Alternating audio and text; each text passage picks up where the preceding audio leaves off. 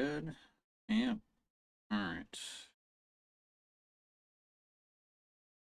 And... Well, that's not the right window. There we go. I'll give it a minute just for Twitch to do its weird negative timer thing.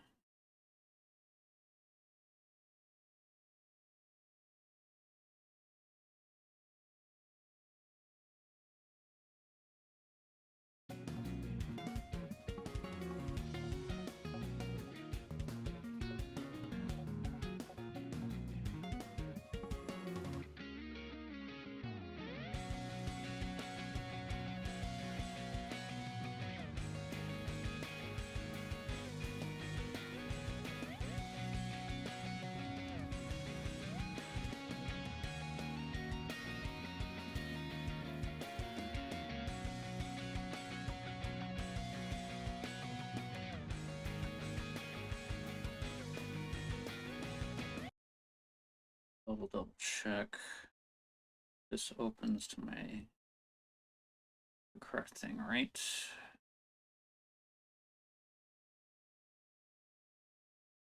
Oh, come on.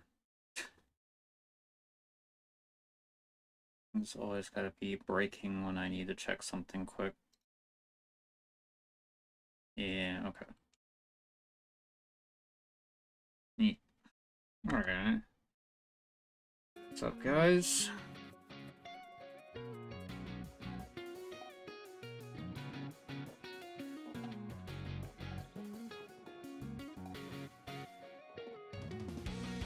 Okay, I'm here and fix it. Anyways, yeah, it's time for another event story. We've got a Neural Cloud crossover event. I'll be completely transparent. I did play a little bit of Project Neural Cloud when it released, but I think I was kind of burnt out of gacha games at that point in time, and I didn't end up playing too much of it, so I don't really know much about any kind of nods to that story.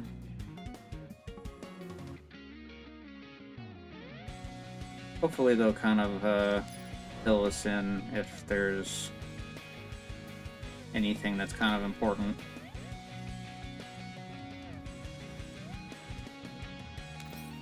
But anyways, let's begin.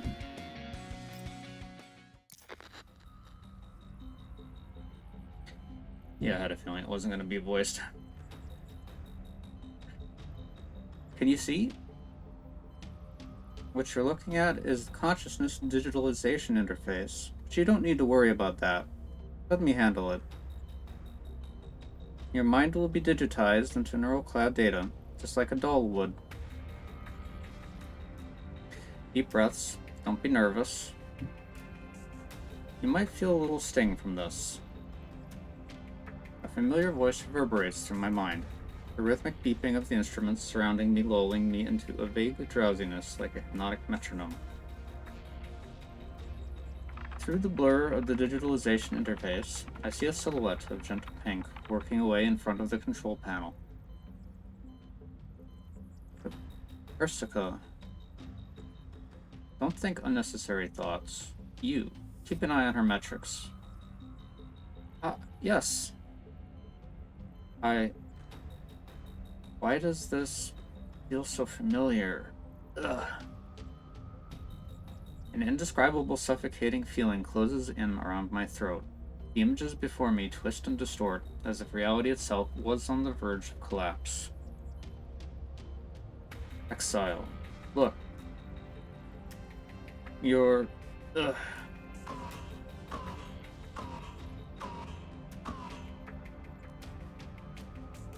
Sounds of pain and suffering. Commander! Oh no, that's not good. Dr. Persica, stop the test immediately. Seriously, I told you not to think unnecessary thoughts. Test is done. You fish her out of the pod. As the digitalization interface fades, that oppressive discomfort fades like a receding tide. The peace of darkness returns for a moment before the pod's door gradually opens, and with it, streams of blinding salvation are delivered onto me.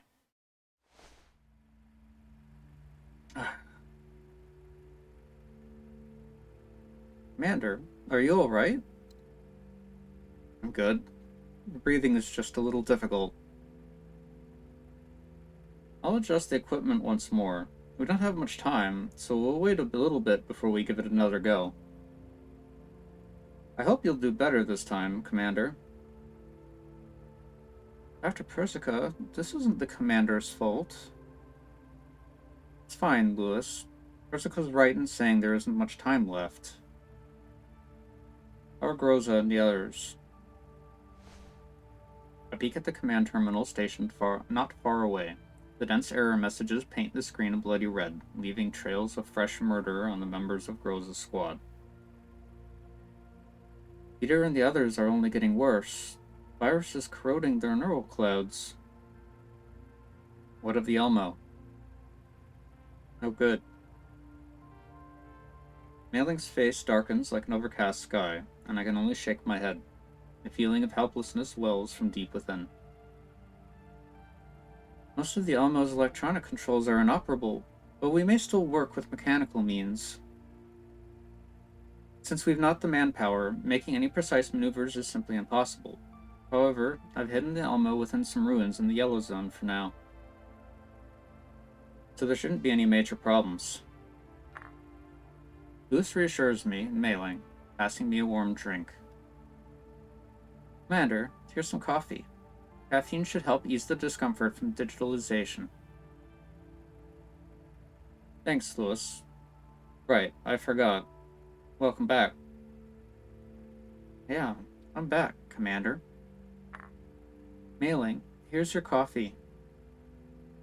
Dr. Persico, I'll leave your coffee here by the controls. Without as much as turning around, Persica continues to focus on adjusting the pod, as if the world that existed around her was of no consequence. Wow, this sure is a sophisticated cup of coffee. The froth on the top looks like a tin soldier. I could definitely use a pick-me-up. After a single sip, Mailing's entire body freezes as her expression teeters on the brink of losing control. Mailing? I failed immediately into the cause and effect, only taking a swig of the liquid in my cup instinctively. A wave of overwhelming sweetness explodes within my mouth like the universe born anew, eliciting soundless protest from both my throat and taste buds. Careless. It's fine, Mailing. You can spit it out. What is this? It's like mop water with enough sugar to kill an elephant. Eh? Oh! Sorry, I instinctively made them according to Dr. Persica's taste. The sweetness. It's been a while. Commander, I'm amazed you can swallow that with a normal look on your face. I've had a lot of coffee like this before. Commander? No, it's nothing. Something that I should have been able to easily say remains lodged inside my throat, impossible to cough up. No matter how I delve into the dusty corners of my memory, I fail to grasp the reason that should be so obvious. A now erased shadow of something is entrenched in my memory. Enough chit-chat. I had to look over your data. Congratulations, Commander. Your data meets the minimum requirements for digitalization.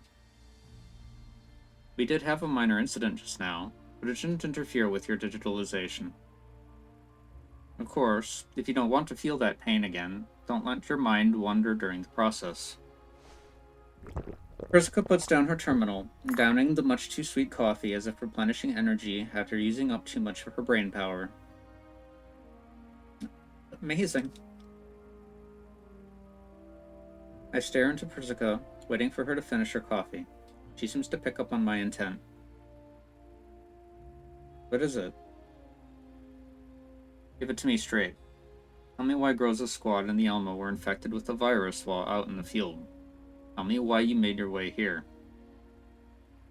The moment we restored power, you contacted us directly and even came here in person. That just isn't how you do things, Persica. Especially considering my current situation. You shouldn't be showing up here. How much has the infection progressed? Only up to level 2. No contact with 3 yet. Frolic and Colfina are getting the worst of it. Their infection rates have both passed 30%, and they'll probably start intermittently shutting down soon. Then they'll go into sleep mode. Got it. Persica puts down her mug, sighing deeply. A week ago, 16 Lab observed a special virus that targets dull neuroclouds. No, artificial intelligence. Propagates extremely quickly, replicating by assimilating, absorbing, or replacing the data of dolls or AI. 16 Lab has given it the name Ventropy. Entropy? That matches its behavior as you've described it. Can it be removed? Not as of right now. 16 Lab, IOP, and 42 Lab, which Lewis is stationed at, are researching antivirus programs and firewalls. But this virus internally evolves according to the data it consumes, and the form it takes in every doll is unique. Researching every instance would be a Sisyphean task. If we could find a source and reverse engineer... Yes, that's one way. That's also where this piece of equipment comes in. Lewis will explain the rest. You're the one accountable for this. It's your job. Persica returns to her coffee, closing her eyes and giving Lewis the floor.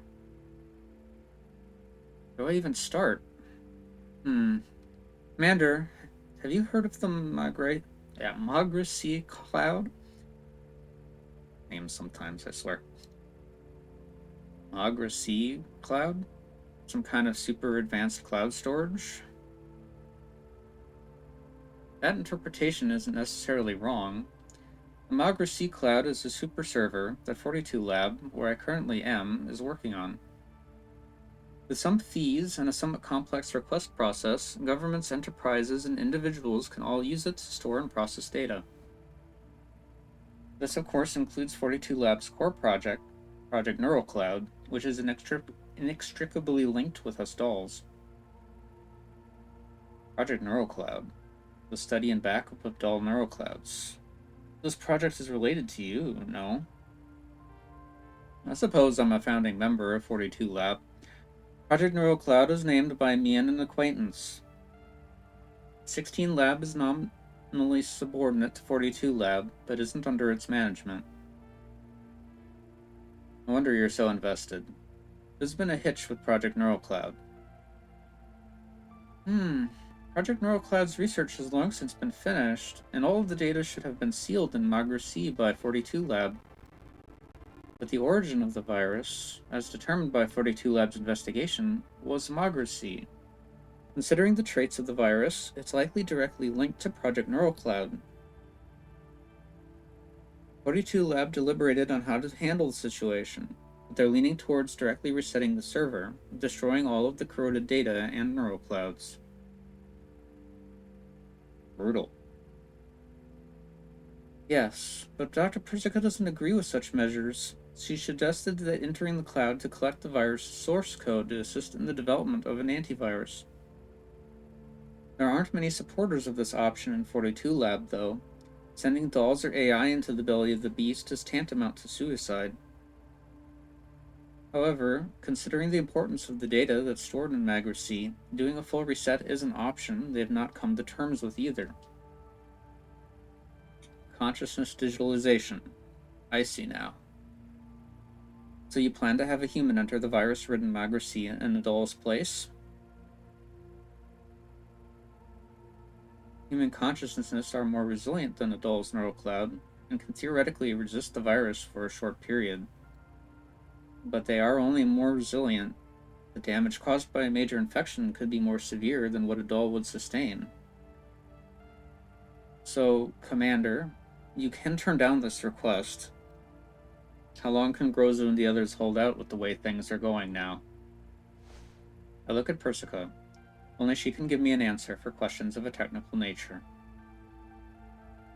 If they remained in sleep mode, 3 days. 1 day otherwise. After a day, the virus will enter their level 3, and their neural data will be rewritten by the virus. And Leader and the others will never... The decision is yours. The risks are massive, and if you say no, I will immediately leave to pursue another solution. I object. The empowered metal door is shoved open, and Groza stumbles into the ops room with her exhausted frame in tow. Leader, you can't be moving about right now. I'm alright. Commander, I object to you entering the cloud. Don't take risks for us. You have more important... But then, Leader, you and the others will... Commander's safety is more important. Persica, I have one more question. Go ahead. Why me? The official answer: not every human is fit to enter the cloud. Mental fortitude and a strong will are necessary for consciousness digitalization. The not-so-official answer: well, this isn't a request from 42 Lab or 16 Lab, but a personal one from me. I need someone I can trust. Because I promised 2 important friends that I would protect Project Neural Cloud, Magra C, and things adjacent. Of course, there is another reason. I need someone who can cooperate with Lewis in the cloud. Lewis? As a member of 42 Lab, Lewis possesses a certain level of permissions in the cloud. For various reasons, her viral resistance is stronger than the average doll's. As Lewis's former superior, he should be able to work with her well enough, yes? Huh? Oh. I understand. Commander! In my current state, what do you think would happen if I lost all my dolls in the yellow zone? But if I were to lose you, I may very well have nothing, not even the ability to leave with the Elmo.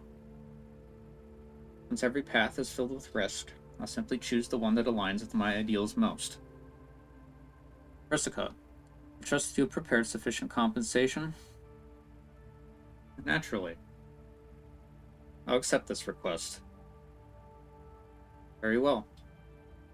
This might be a personal request, but the Magra C Cloud is still subject to 42 Lab and IOP supervision. I don't think I need to elaborate on how sensitive your identity is.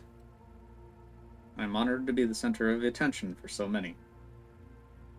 So, you'll need to enter the cloud with a disguise. You'll have to take the role of someone else, so no one finds out you are who you are.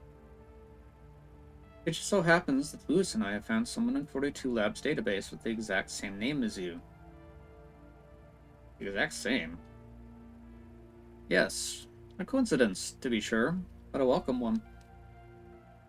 Wouldn't you say so, Lewis? Eh? Yeah, what a coincidence. Are you absolutely sure it's a coincidence? Persica does not grace my quip with a reply, only placing a silver pin in my hand. In this pin is a fabricated ID that'll allow you to be seen as someone else entirely in the cloud. But you'll have to watch your speech and mannerisms. From now on, you're to be referred to as the Professor. Project Neural Cloud's Professor Hebiko. Oh boy. Heart marks, huh?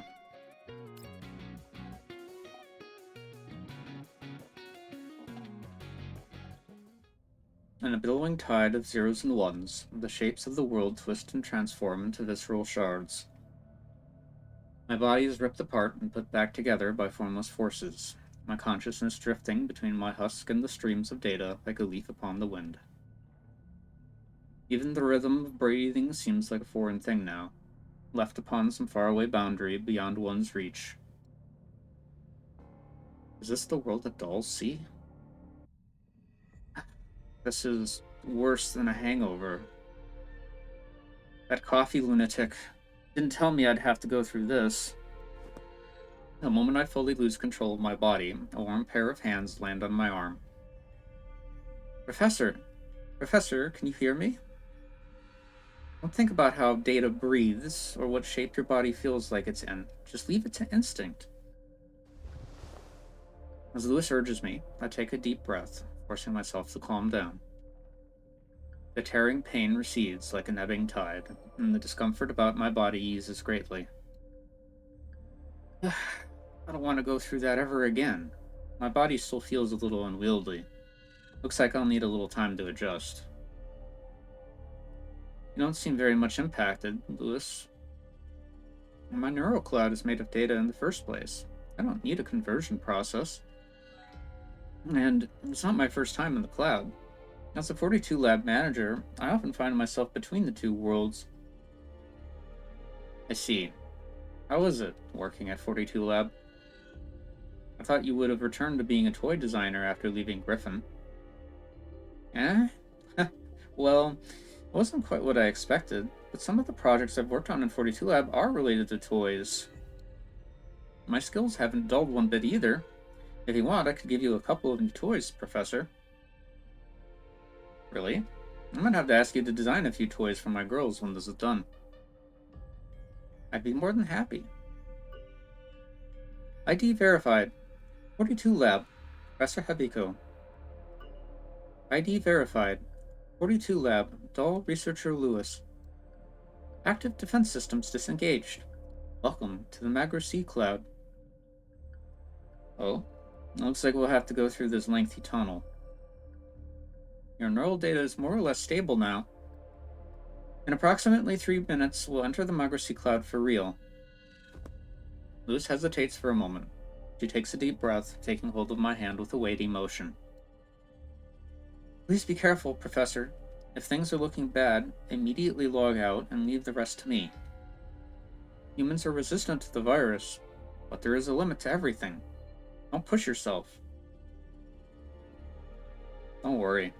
I know my limits. You've got this. Remember, your safety always comes first. Understood. What is that? Eh? I look towards the tunnel's end with Lewis. A strange purple light rushes toward us like a tidal wave, consuming the formerly methodical data streams. Yeah. Data surge? Why is it here at the end of the tunnel? Hold on to my hand, Professor. I do as she bids, trying to stabilize myself with Lewis's help.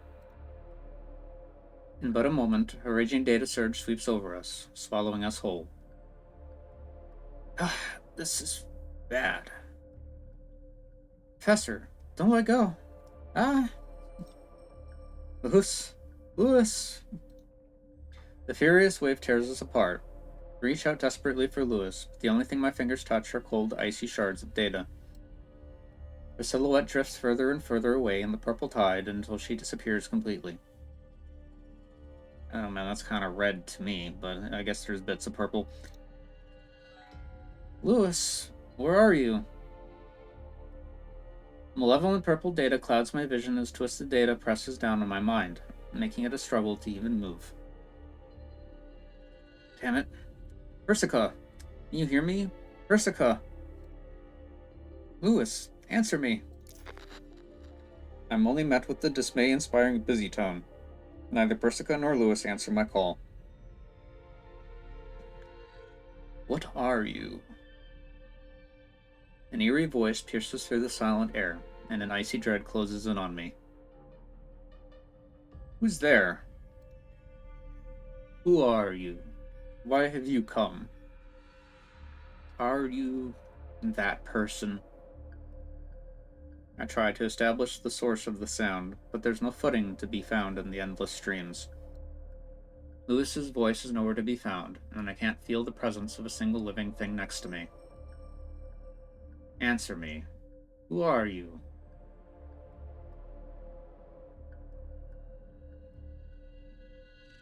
When you're in the cloud, this is who you are. Do not ever forget that you are the professor. I am the professor. Professor Habiko. An uncomfortable atmosphere fills the void, like the calm before the storm. I am seized by a sense of foreboding. I instinctively raise an arm, trying to fend off the unknown. The professor, huh? Found you. Professor, welcome to the world of data. Before I can react, a wild surge of data pounces on me like a great beast, carrying me into a bottomless abyss. My body is torn apart as my consciousness scatters in the stream, like my soul being flayed away from my body, plunging into endless darkness. Damn it. My body. I can't. Surges of data collide with my consciousness, and I begin to lose a grip of myself.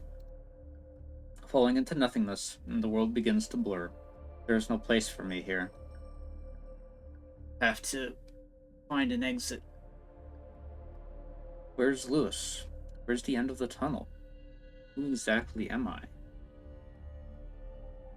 Consciousness comes and goes in the rapids of data, sometimes clear and sometimes murky. Finally, darkness arrives. Just as I'm about to be consumed by the waters, a familiar pink light pierces the gloom, tightly wrapping itself around me. There you are. Hold on to my hand. The voice is gentle and familiar, carrying with it the faint scent of coffee and a certain wildflower. Just who? No matter who it is, it would be my saving grace before I fade away.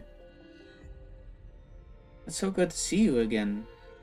Neural cocoon, initialize. You. Who? I fully black out, entering an endless silent sleep.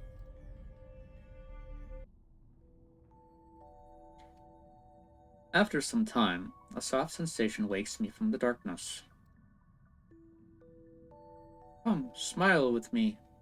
Come, embrace me. You said to me that you would be forever by my side. So I let the flowers blossom and cast my seeds to the sky of Magracy. I guess that was supposed to be singing. Sorry, I'm not going to sing that. I don't think you want to hear that.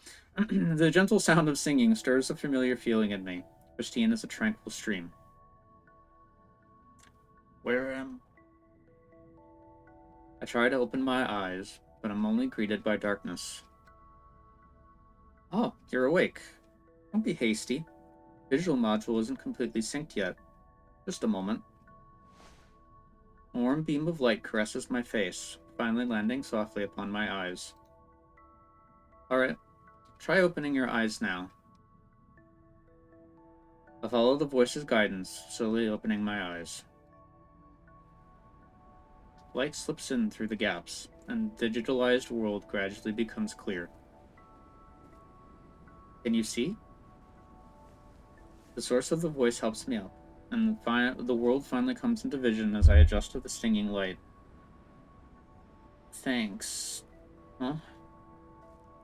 But Ursica? No, wait. Who are you? I'd never imagined you'd make such an expression. The pink-haired girl before me was nothing short of identical to the Persica I'm so familiar with in appearance and garb.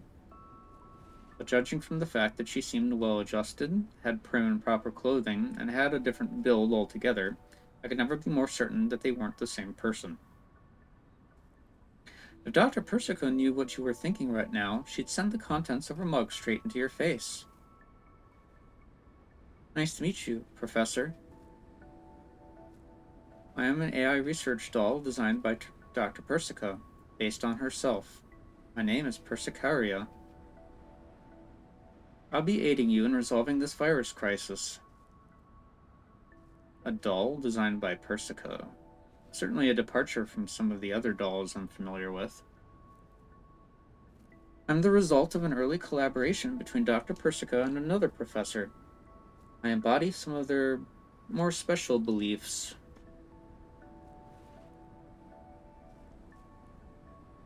My field of study is artificial intelligence. After all, it would follow that I'm different from the other dolls you've seen. I wasn't told I would have further support before I entered the cloud. I'm acting on my own volition. Dr. Persico was not made aware. I thought this was the best course of action. You are not a professional researcher hailing from 42 Lab, and are bound to be unfamiliar with the environment here.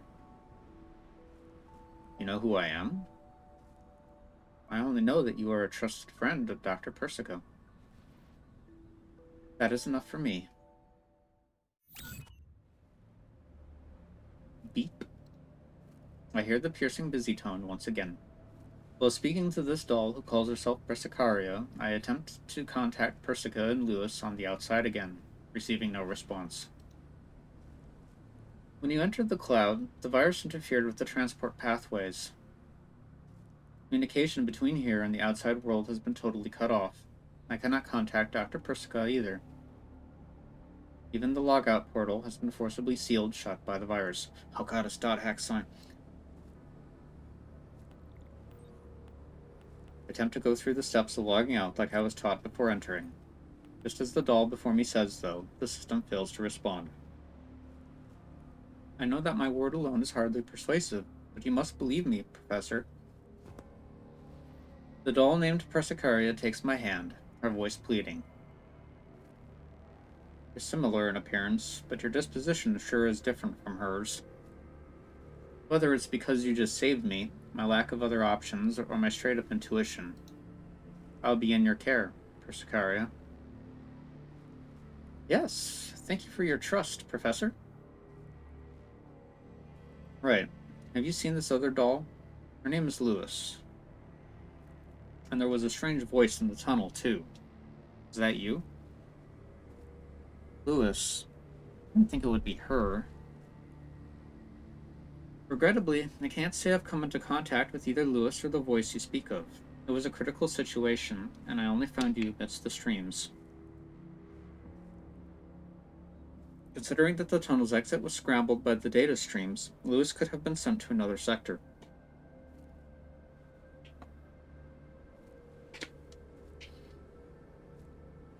Far from a fantastic start. Lewis is quite familiar with the cloud, though. She'll likely be fine. I'll be keeping an eye out for Lewis's whereabouts as I assist you. Please do not worry. Got it. So, how do you suggest we begin our investigation on the virus? We'll need to ascertain exactly how dangerous the virus is, and gather some information about the current state of the cloud. We do have an opportunity available. I can sense a large aggregation of operants ahead of us, most likely a nearby sector. If we speak to the agents there, we should be able to acquire some clues. Sector? What are those? And agents? Sectors are the regional units that Magracy is composed of, each containing data of enterprises, groups, and even individuals. You can think of them as cities, each with different cultures. Agents are a catch-all term for AI programs in the cloud. The term includes both artificial intelligence and dull neural clouds. In collaboration with various enterprises, we provide customized agents for the clients of every leased sector. The agents are then used for research and data management purposes. The indigenous people of this world, I suppose. The Rossum sector is up ahead, though the operand fluctuations here are very strange. They must be under a virus attack, no doubt. Allow me to share what I can observe with you. Persicaria taps lightly, and a moving image unfurls before me. The strange purple organism flails its tentacles, bringing ruin however it pleases, sending fragments of data scattering in all directions. Agents desperately flee from ruin to ruin, their despaired cries shattering the cloud's usual silence. Whoa! The firewall's breached! Help! Someone save us! My leg, it hurts. I can't move. Don't worry, I'll help you. The firewall in this sector's been breached already. If this continues, the agents will be devoured. The tool Dr. Persica gave me for extracting data from virus-afflicted corpses, right? Yes, only by destroying actual virus entities can we safely extract core data. If we were to play it safe, we could instead find entities that strayed from the rest of the group. And if that's the case, there's only one thing left to do. I checked my sidearm. Its cold metal still realistic to the touch, even in the cloud. A reassuring sense of familiarity. Come with me, Persicaria. Eh? Wait. Already on the move, though you were never one to hesitate on such matters. It is good to fight alongside you again, Professor Hepiko.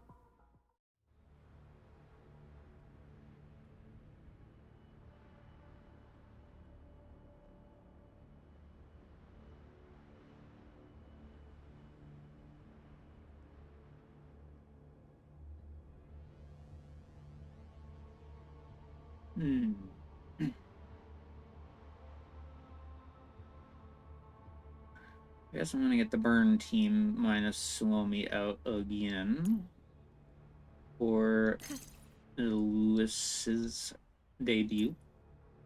It only makes sense, I suppose. Where is Vector? There's Vector.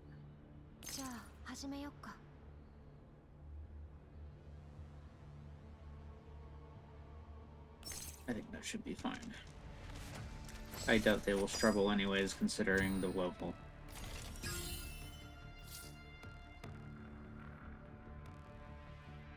Okay.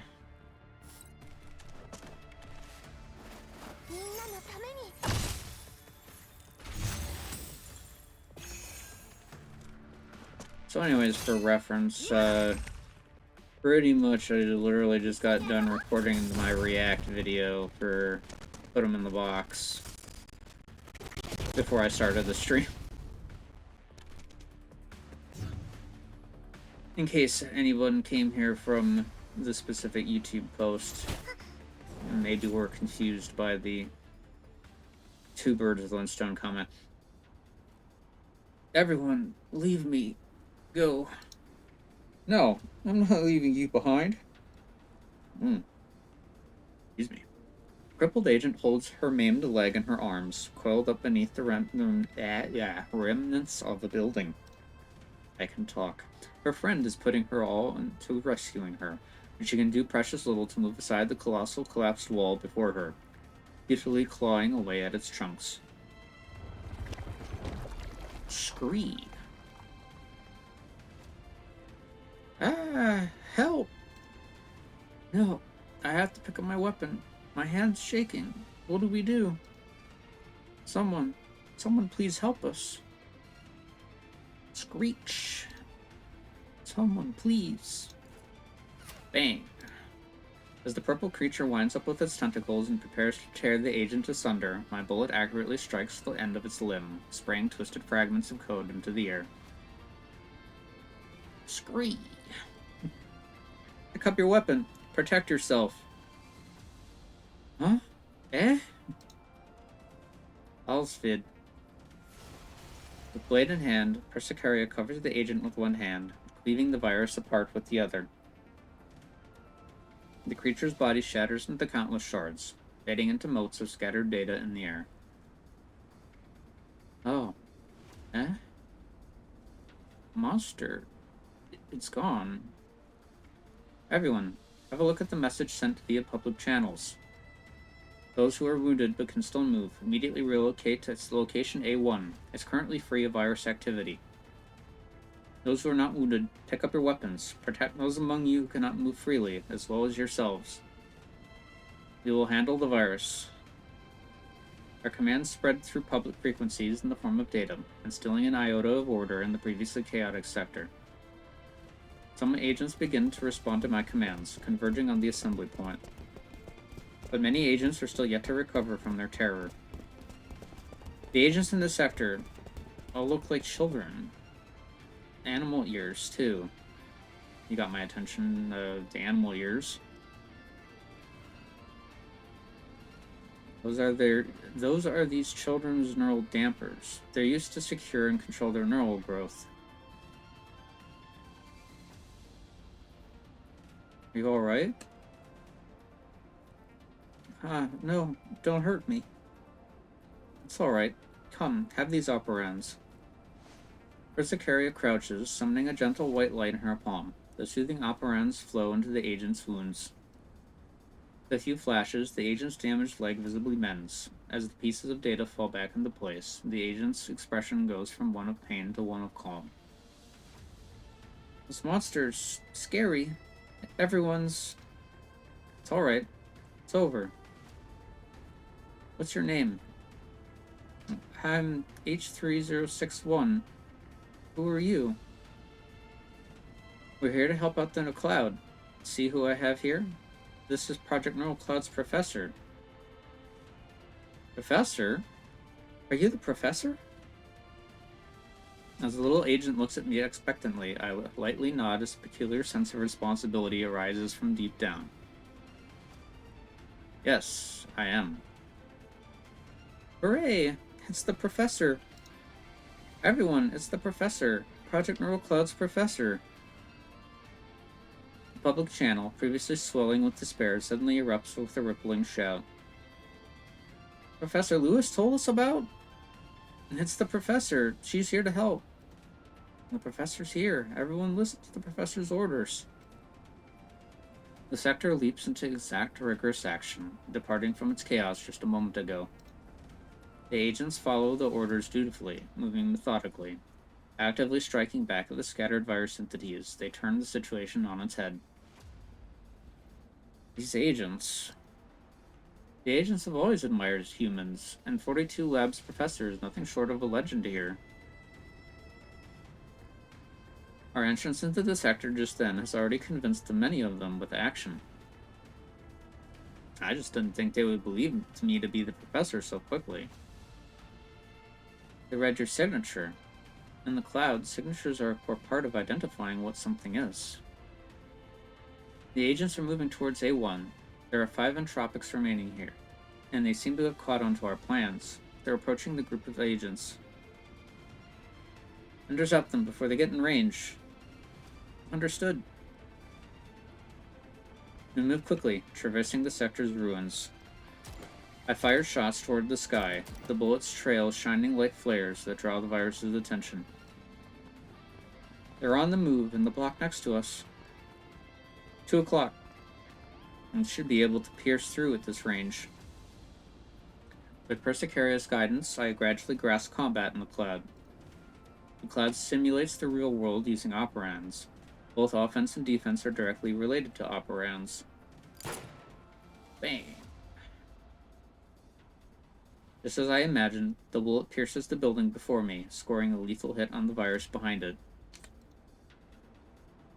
1 left, then.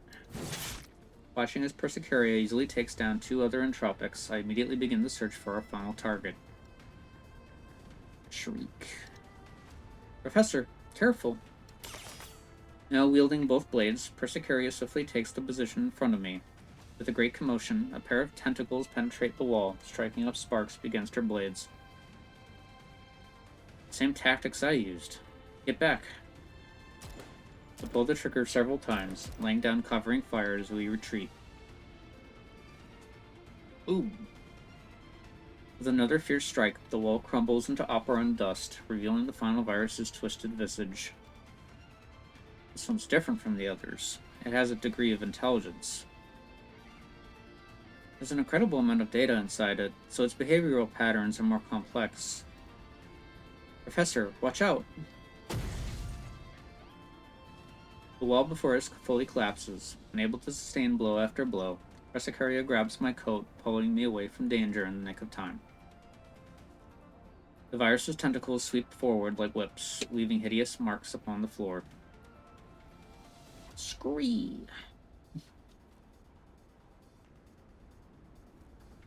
The tentacles strike at us with a storm's fury, forcing us back. Fast, ferocious, multiple simultaneous angles of approach. If these weren't tentacles, but bullets, this feeling is oddly familiar. A strange sensation arises, and my mind can't help but wonder. No, she can't be here. With Frostfall. There's Sicario. I'll bait its attacks. You find a moment to strike. Faster? Alright, please be careful. I quickly move from cover to cover, evading while ducking and rolling. I pull the trigger, attracting the virus's attention with a hail of bullets. Its body contorts as it turns to me, drawing back its tentacles to either side of its body like coiled springs. Professor, look out! That was close. A razor-sharp tentacle brushes past my face, leaving a minuscule wound from which operands begin to bleed. But that moment of distraction determined the battle's outcome. Scree? It seems to notice that something is amiss. Quickly turning about, Persicaria had already approached like a ghost, placing her hand upon its head and directing a white stream of data into its core. Global intrusion. Initiate. Shriek.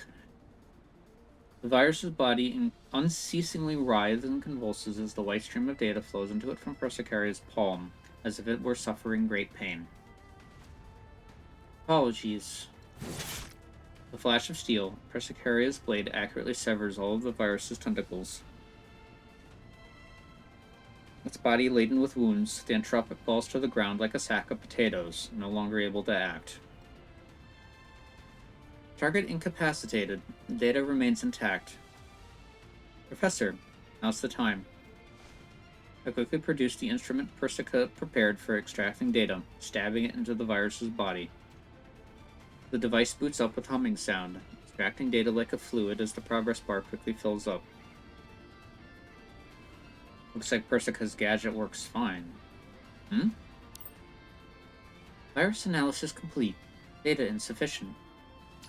Encrypted module detected. Decryption complete.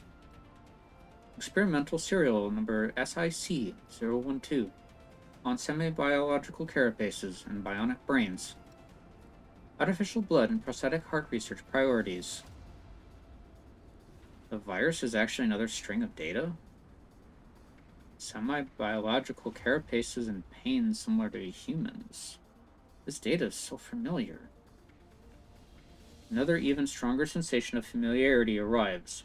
A feeling that this virus isn't a simple string of malicious code, but a T-doll holding a shotgun. Just who are you? Even your combat style is the same as hers.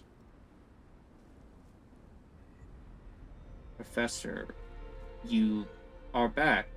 Everyone missed you.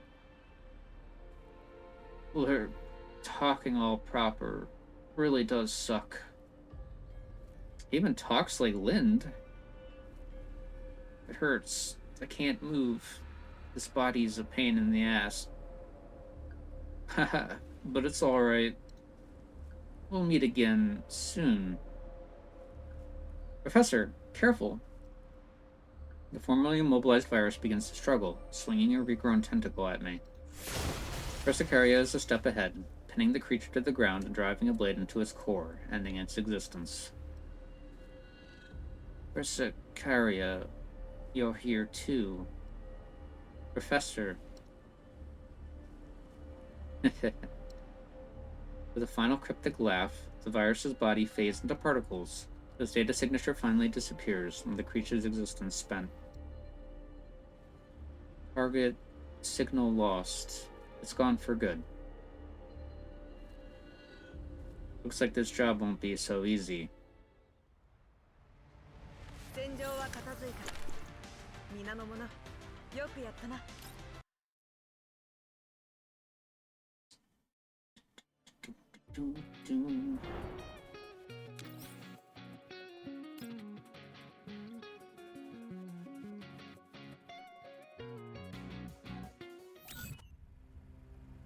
No, there's no response from the system.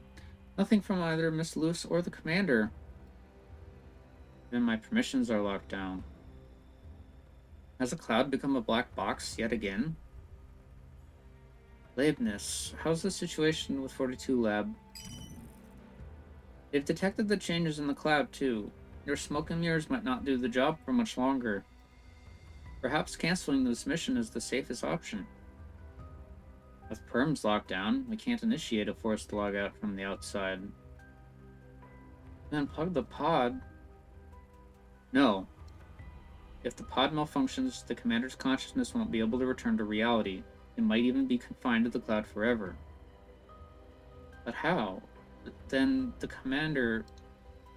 There's nothing we can currently do. I've tried every backup communications protocol we have. Even 16 Labs emergency channels. None of them worked. The cloud is sealed better than we imagined. Or maybe the virus is strengthening itself. She only have herself to rely on in there. All we can do is believe in her. Deathly silence sinks over the room, the red lights upon the screen blinking from frantic heartbeats. Leibniz, help tie down the people of 42 Lab for me. Mailing, keep an eye on the commander's metrics. And tell Groza to prepare to survey the surroundings. I've got a bad feeling. Professor, please respond. Professor, can you read me? This is Lewis. No matter how many times Lewis calls, the only answer she receives from her terminal is silence, the occasional low hum of the data streams. No good. I can't get through to either the professor or Dr. Persica. That's what happened back in the tunnel. I'm not quite where I expected to arrive. And the person who interfered in there... Oh, and there's the virus, too. What do I do? A sudden turn of events throws Lewis into a panic. She paces back and forth in the empty wilderness, balling her hands into fists and trying to restore order in her mind. She takes a deep breath and slaps her own cheek sharply, forcing herself to calm down. Nord sector should be right up ahead.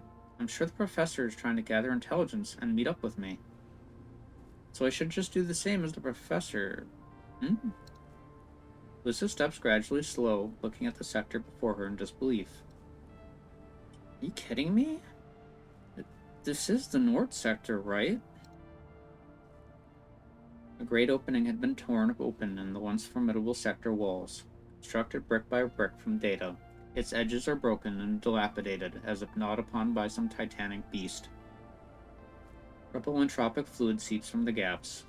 The fallen bodies of viruses litter the ground, the gnarled remnants of their tentacles still lightly convulsing. Countless agents are strewn about the place, their bodies frozen like puppets cut from their strings. Terror is writ over many of their faces. Everyone! Voice crack. Lewis quickly approaches, guardedly surveying the surroundings. She carefully navigates the virus's remains, scanning the destroyed sector.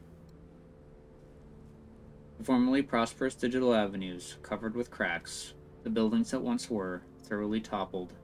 Slumbering or dead agents can be seen around every bend and corner, filling the air with an indescribable heaviness. Burns all drained, data all consumed, and everyone's neural clouds. Can anyone hear me? Anyone. Doesn't matter who. Exists. You're finally here. Yes, I'm here. Don't be scared. I'll find a way to save you. Here, let me take a look at your wounds. Hold on. Hearing that there are still agents remaining in the sector, Lewis rushes to the little agent's side without hesitation. She crouches down next to them, lightly propping up their broken body. The agent's lower body had already been grievously damaged, with operant still flowing from the wounds. Even at this moment, the little agent still holds on to a tattered doll for dear life. Excess, your doll protected me. Why is it so cold? Why can't I lift my hand? Excess, where are you? I can't see you. It's alright. Close your eyes and rest a little. I'll be here. I'll be with you. I'll transfer you some operants. Hold on, okay? Luce's hand lightly brushes away the dust and code fragments on the agent's face, trickling her own operans in to try and stabilize the agent's neural cloud. But it did little good against the severity of the situation, and the agent's signs of life only continued to slip away. When I wake up, you take me to see your new toys? It's been so long, like sis. Everyone wants to see your toys. It's so cold. So tired, big sis. The agent's hand falls to the ground, powerless. She lies in Lewis's lap, silent. Yeah, I will. Sleep. Leave the rest to me. Lewis picks up the toy on the ground, placing it back in the agent's hands. She breathes in deeply, fighting back the tears and turning back towards the ruins. Stop hiding. You might look a little different, but you're nothing but the same. I know you're hiding in the liquid entropy. Show yourself. Shriek. Sinister purple fluid appears from under the ground, squirming as if it were alive. Dozens of virus entities emerge from within, their tentacles flailing in the air as they fully surround Lewis. Their bodies gleam with a strange light, and their eyes is a burning hunger for Lewis's neural cloud. I'm genuinely, seriously angry. I'm never, ever going to forgive you. For these children, for the cloud, I won't let you harm anyone else.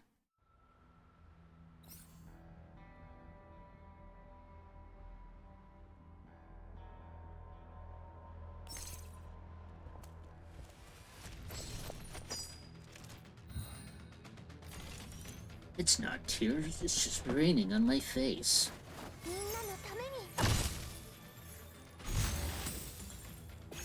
Classic throwback song.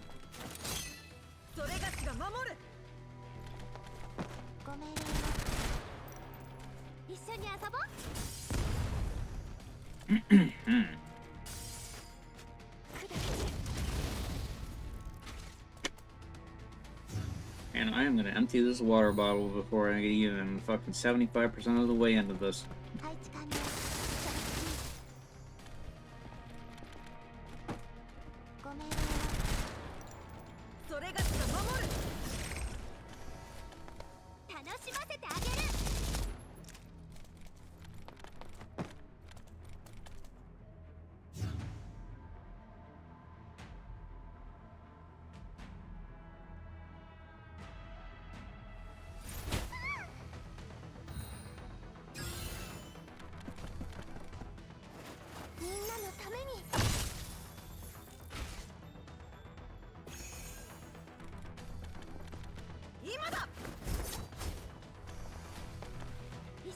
Nothing like throwing a dagger through a wall.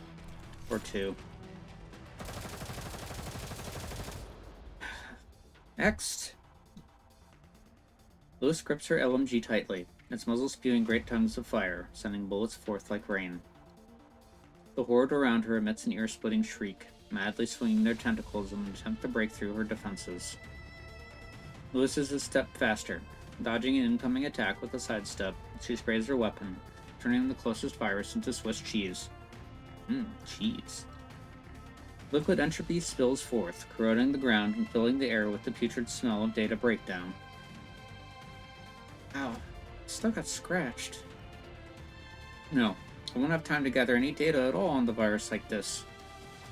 There's just too many of them.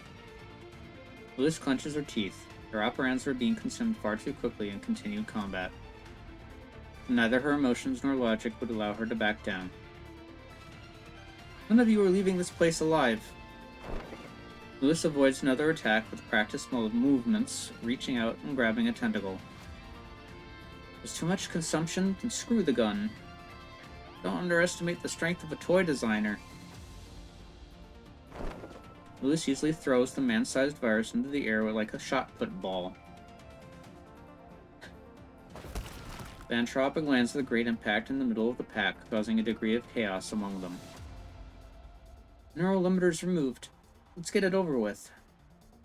With concern for her own safety discarded, Lewis turns the fight into a slaughter.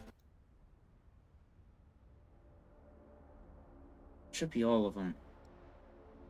Lewis scans her surroundings as she catches her breath.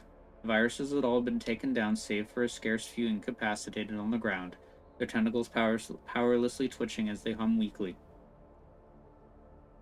It's finally over. That hurts. At least I didn't use much ammo. Now, if I gather some data from these viruses, that should help with developing an antivirus quickly. Professor's still waiting for me. I better hurry up. Alright, let's start with you. Lewis leans down by the closest virus, taking out the sampling instrument Dr. Persico provided and preparing to use it on the virus. Did I just hear...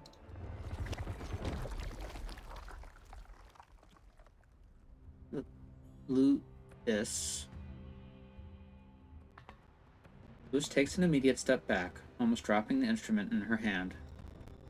The virus's snarling grows clearer, carrying a bizarre familiarity.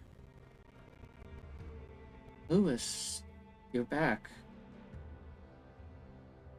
Low-order entropics can talk? Its voice grows clearer and clearer, no longer simple growling. It calls out with a twisted voice, suffused with the echoes of something. Lewis begins to fall into a daze. The voices twist and transform in her head, turning into a gloomy, introverted, and ever so slightly lazy voice. Everyone's been waiting for you. I've been waiting for a long time. The newest mecha model. Help me design one, Lewis. Mecha? Oh, this voice is... okay. I don't know if I said that right. Lewis's eyes open wide, staring straight at the virus's remnants. It had already been destroyed, though, so where was the sound coming from? Oh, Lewis, you're back. Want to go poke around in the sector next door? I've made a couple of new discoveries. So, firewall established, verifying, running search. Lewis, do you need my help with analyzing the virus's data? All of this... No, it can't be possible. How are you... Lewis's voice begins to tremble. She takes a few steps back, her gaze gliding across the dissipated virus data fragments on the ground. Before Lewis's very eyes, the remnants on the ground begin to morph, taking on the shape of various people. Lewis, why are you just standing around? Everyone's been waiting for you. Come on, we've got a cloud to rebuild. It can't be... Professor? That's impossible. What the hell are you? Nothing is impossible. Come home with us, Lewis. We're all waiting for you. An indigo beam of light suddenly burst forth from the shadows, penetrating Lewis's chest. A sudden pain makes her jolt as her vision starts to blur. Huh? Why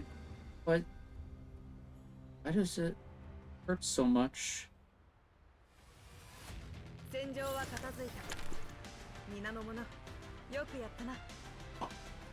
Because you're level 52 and not 60.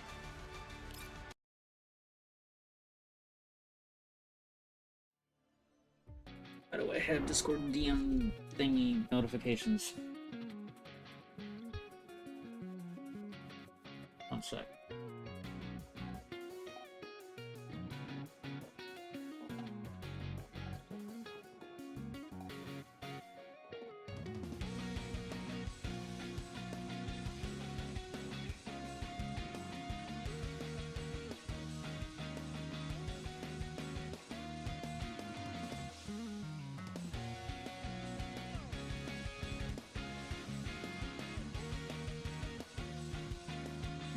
Alright, are DMing me.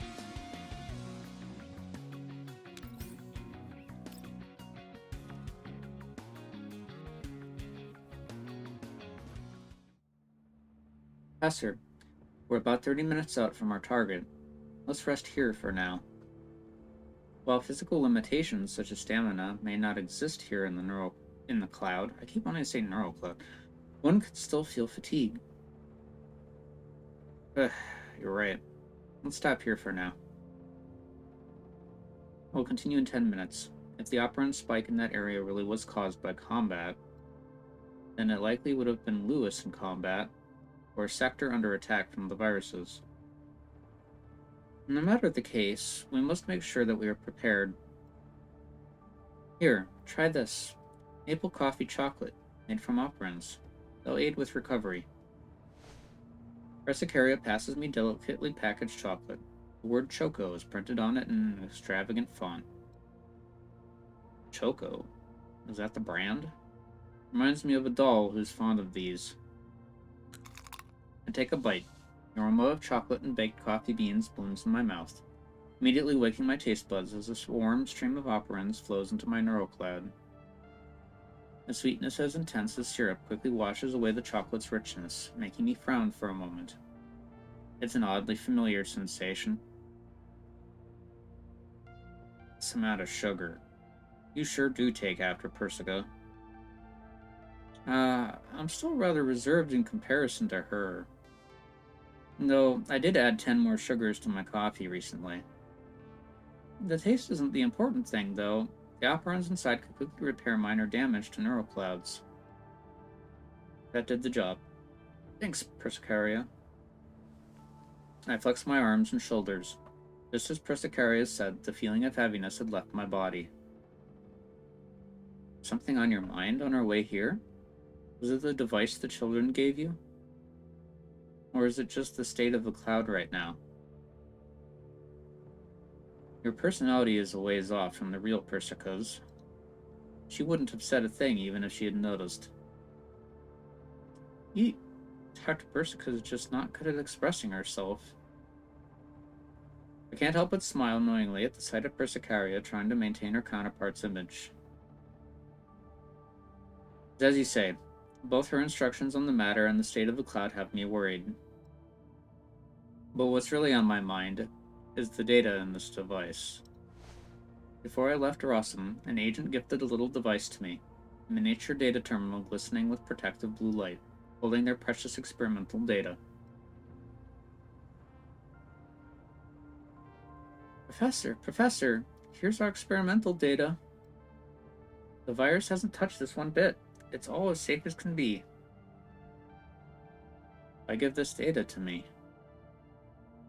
If you can take this data out, Professor, our mission will be complete. In the cloud, it should be only us agents and Rossum who are still active. I don't think we have the operants to hold out for much longer. It's not time to give up yet. If you rally your defenses, you should be able to resist the attack. Yeah, we won't give up. But if the cloud is ever truly devoured by the virus, so long as you take this data out, our research can help the future agents. Speaking of it, the research data we had from the very beginning was what the agents had left for us after whatever crisis they had encountered. So please, Professor, help us get this data out. Maybe our research will be able to help more people in the future. Persicaria, what exactly are Magras C in Project Neural Cloud? I only knew that it was a research project for dull neural clouds, but both the viruses and the data from the agents have me thinking. I activate the terminal, and a dense layer of data immediately covers the entire screen. These reports originate from various neural models, describing experimental details with a web of complex interweaving graphs and code. Analysis on neural separation between Security 2.0, mass-produced cat-style domestic security robot and robotic feline. Report on the CM.SL streamer doll model's language capabilities. A neural disruption repair record for a certain Butler 36 maid doll, and a report on neural limiter overload for a juvenile-looking caregiver T55 doll. I can't say I've seen these reports before, but I am familiar with these dolls. To my knowledge, it never revealed to me anything about Project Neural Cloud. Are these dolls still well? Because of circumstances and reality, I've been forced to separate from some of them temporarily. But some of them have met up with me again, despite the danger. And those that I have not yet encountered again, I'm sure we will meet again in the future. Really? That's good. It's true that those dolls you are familiar with participated in Project Neural Cloud. Hang on.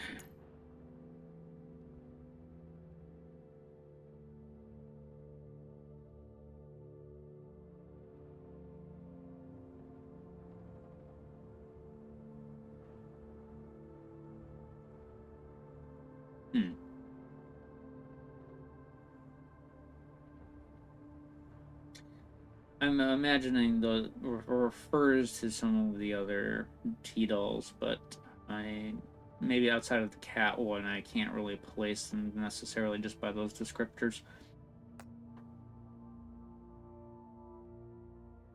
Possibly before they took on the forms you're more familiar with now. The goal of Project Neural Cloud is to back up the neural data of autonomous dolls and the cloud. This preserves their data in the case that a doll's frame is damaged, reducing losses. An accident occurred during the process, though, and a significant portion of the data was somehow lost. 42 Lab refers to this as the wipe-off incident. Lost? And what about this cloud we're in? In a sudden turn of events, 42 Lab managed to recover part of the lost data with Dr. Persica's help, re-establishing the Migra C super server. Though the whereabouts of the original agents and doll data are still unknown. Unknown whereabouts. Stolen, maybe? 42 Lab hasn't reached any conclusions in regards to that. To investigate the matter further, 42 Lab even recalled some of the dolls that participated in the project. It remains true that the data was lost after being uploaded, so theoretically those dolls would have no clue what happened either. Just as Persicaria begins to explain further, her expression changes slightly. She scans our surroundings alertly, the peace here disrupted by a discordant hum. Looks like we've stayed a little too long. Purple fluid begins to proliferate around our feet as if it were alive, with the earth slightly shaking in its wake. Dark purple viruses emerge from the ground one by one, their tentacles wriggling and eyes shining with a red hunger.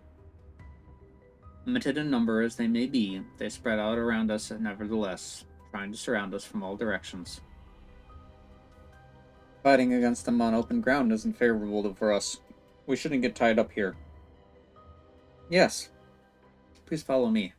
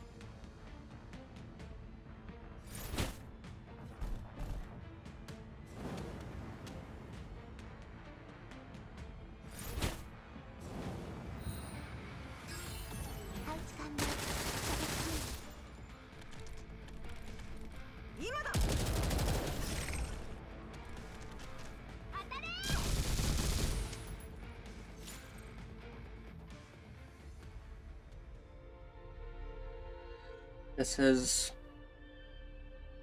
I was under entropic attack, I think. Oh, it's Lewis. What are you doing here? That's... Yongyu? Persicaria is trying to get us all together, saying she has something important to announce. Sis and the others are off already. Come on, let's go. Angu grabs my arm without another word, dragging me towards the light. As the light in the distance approaches, I finally see clearly where I am. The oasis, and everyone. Oh, I remember. It's that day. To everyone in the oasis and on Magracy, I have an important announcement. From today onwards, I'd like to ask everyone to take good care of your research projects and data. We will be sealing this data. After that is complete, Magracy will be conducting a second wipe-off. This plan was agreed upon by the professor and us, representing the greater sanctifiers, sector administrators, exiles, and guardians. It has been a difficult decision, but it is the best option left to us. Zacaria's words make waves in the crowd. For the dolls, agents, even sanctifiers, the arrival of the day remained difficult to accept, prepare as they might. But that's still going to be the way it goes. I guess it's the best we can do. Second wipe-off will decide the fate of the cloud. It's time we said our goodbyes.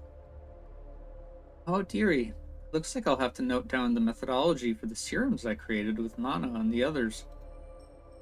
Yes. I'll have to hand over a few of these to the other me. We'll get to go back to reality, though. I wonder if the real me is still with Sis. Even if we aren't together in reality, the connection between us remains. Haha, you can expect me to tag along too.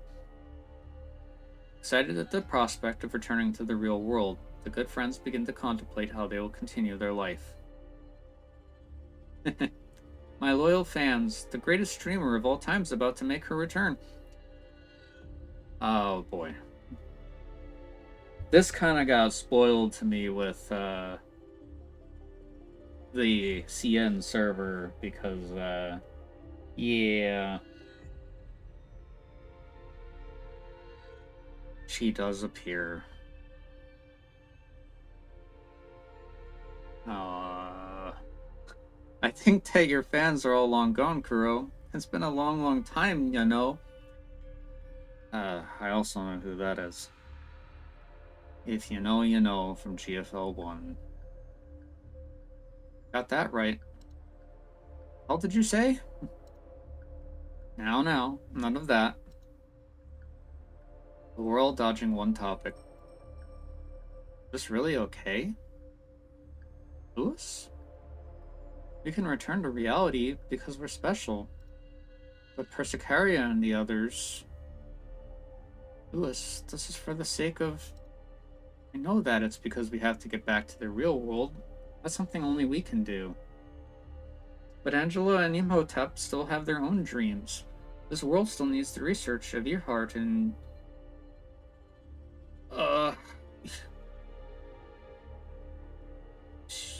Xinhuan? I'd probably butchered that, sorry. 2.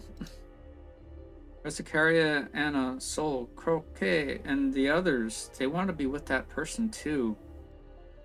But only we will get to. Is that really alright? Still remember the question I asked that day. We are special because we are on our way to do something only we can do. Because in another world, we are... You are what, exactly? Who are you?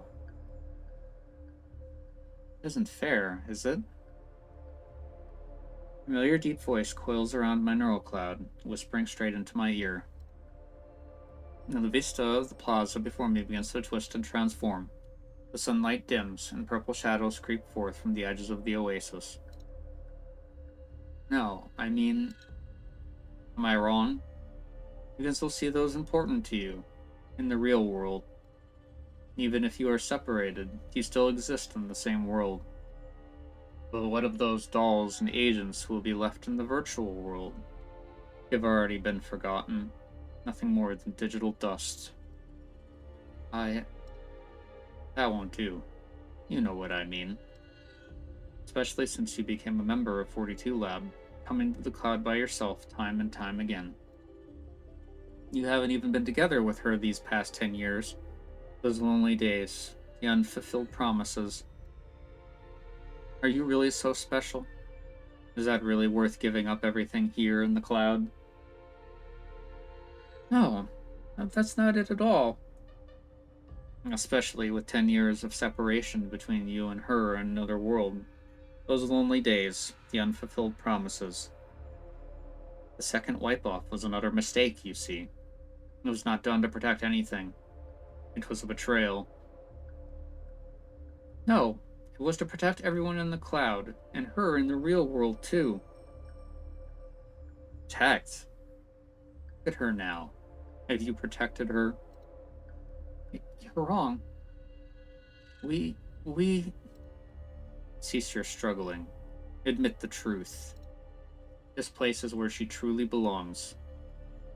No war, no inequity, no oppression. A cloud that exists only for her. Perfect utopia. The voice forces itself into her head with a magical splendor. The figures before her begin to blur, her friend's smiles contorting. Memories come flooding back like the rising tide. Pain of separation, of unrealized dreams and promises, all weighing down on my mind. Come, aid me. Keep her here. Keep her here? Yes, Lewis. I need your help. No way. You're reading my memories. The neural image you showed me just then doesn't line up with how everyone used to actually be. You're a virus. Seriously? Just what made you realize? If only you were as stupid as the data would indicate, Lewis. Eh? Before I could react, a razor-sharp tentacle penetrates my chest. Pain surges through my body like an electric current.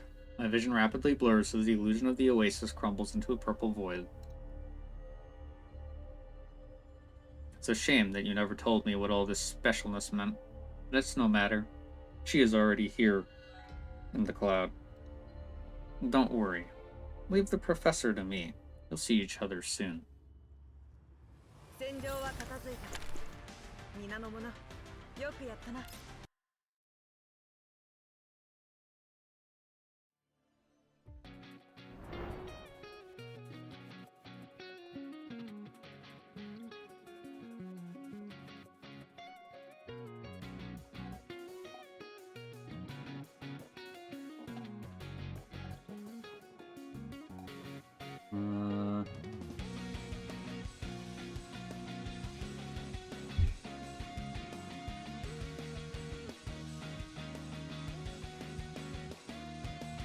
I'm gonna have to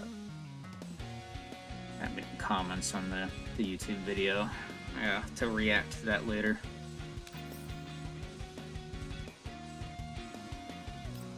Or this will never be done.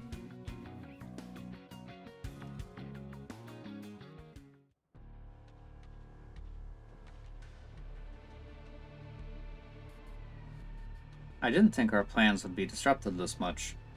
I just wanted to break out of this encirclement, but we've been forced to take such a roundabout route.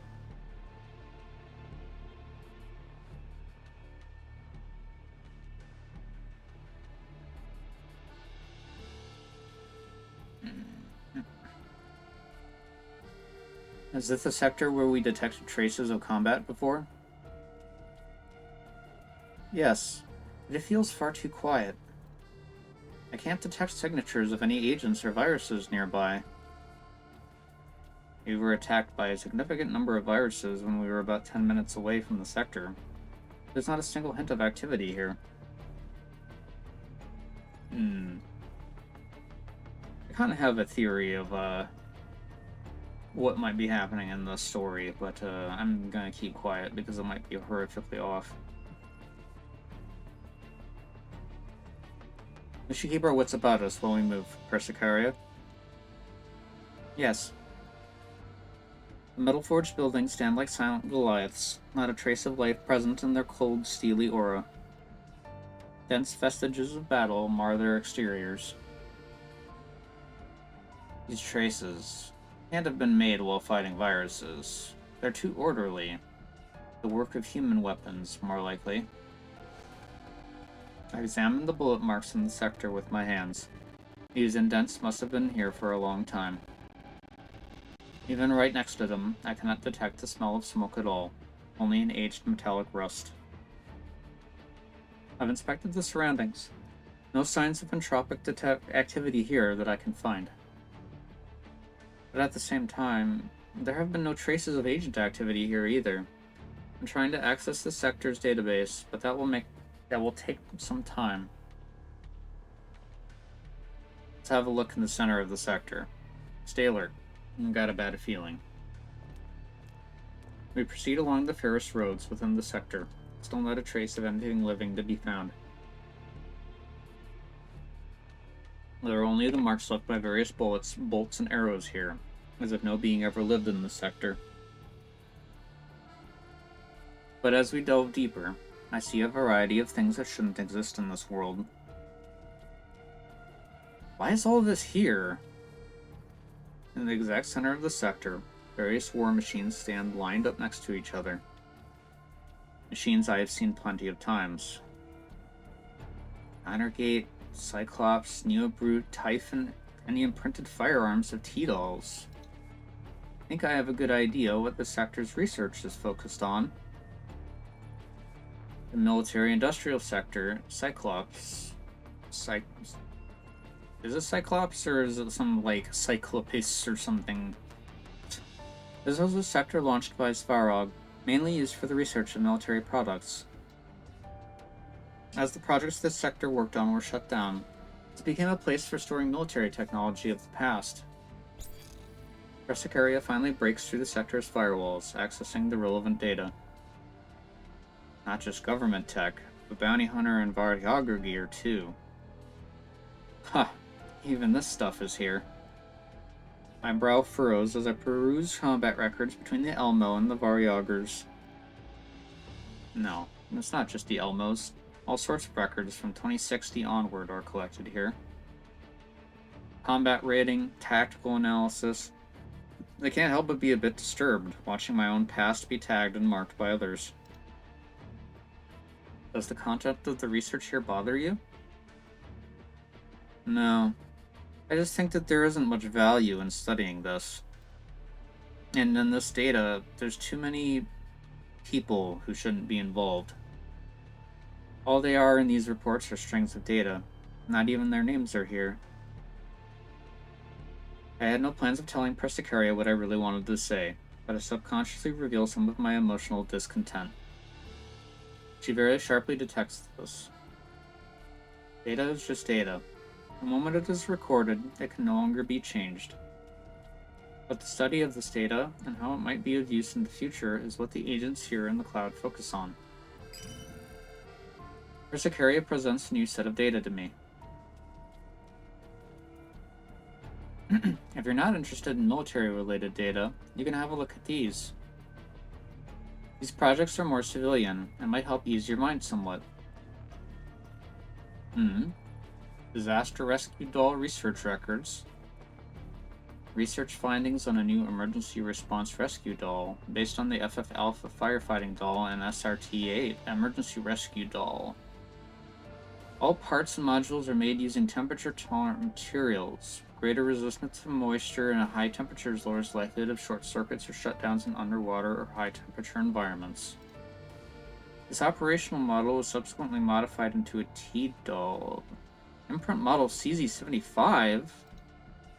Another familiar name appears, and the image of a small yet resolute red-haired doll appears in my head.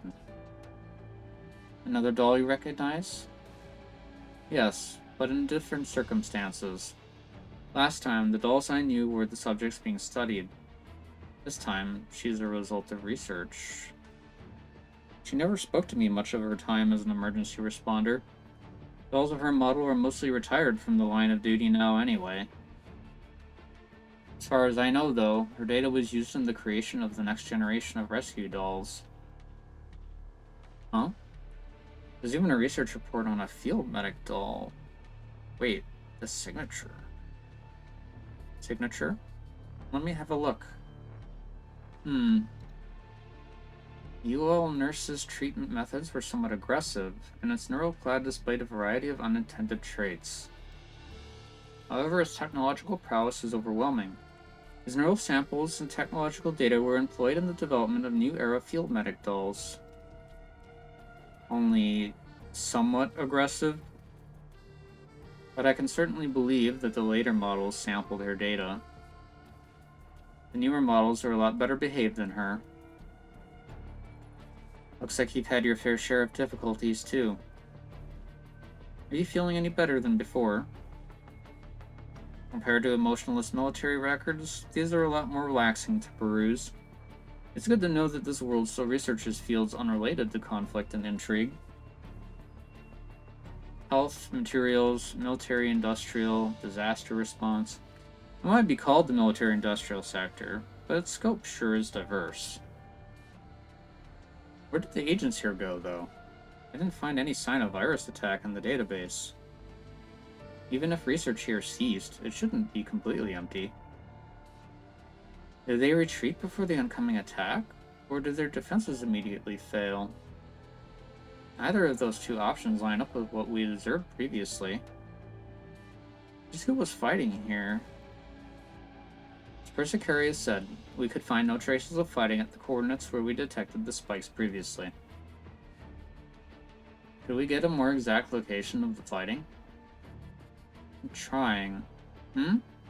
Professor, I found a doll's neural data. I think it's Lewis. Come on. Through the steel jungle, we arrive at the sector center, a great plaza that starkly contrasted the rest of the sector in style. A great memorial stands in the middle of the square.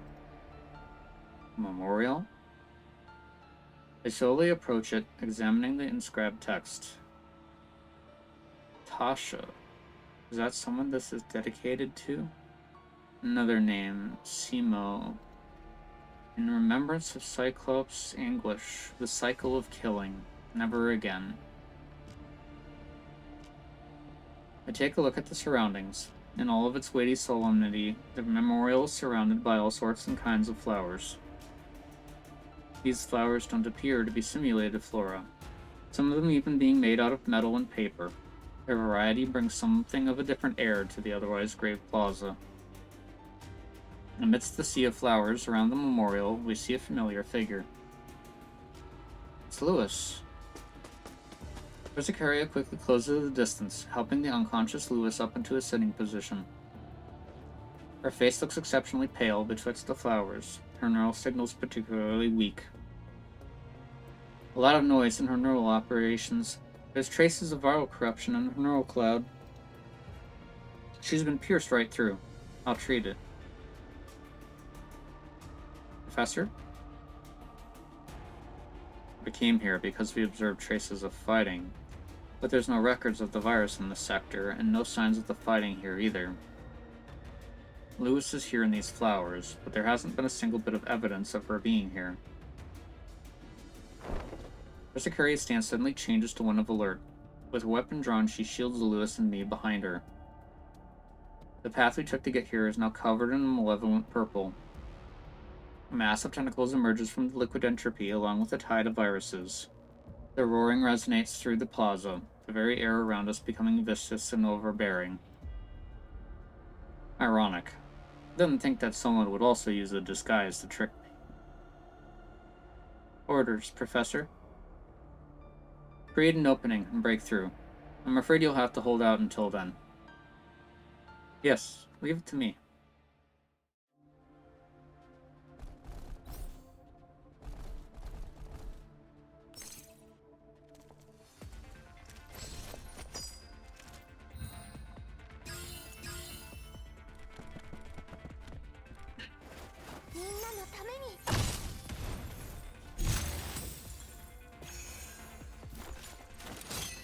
How is everyone on this fine day? Hope you are doing well.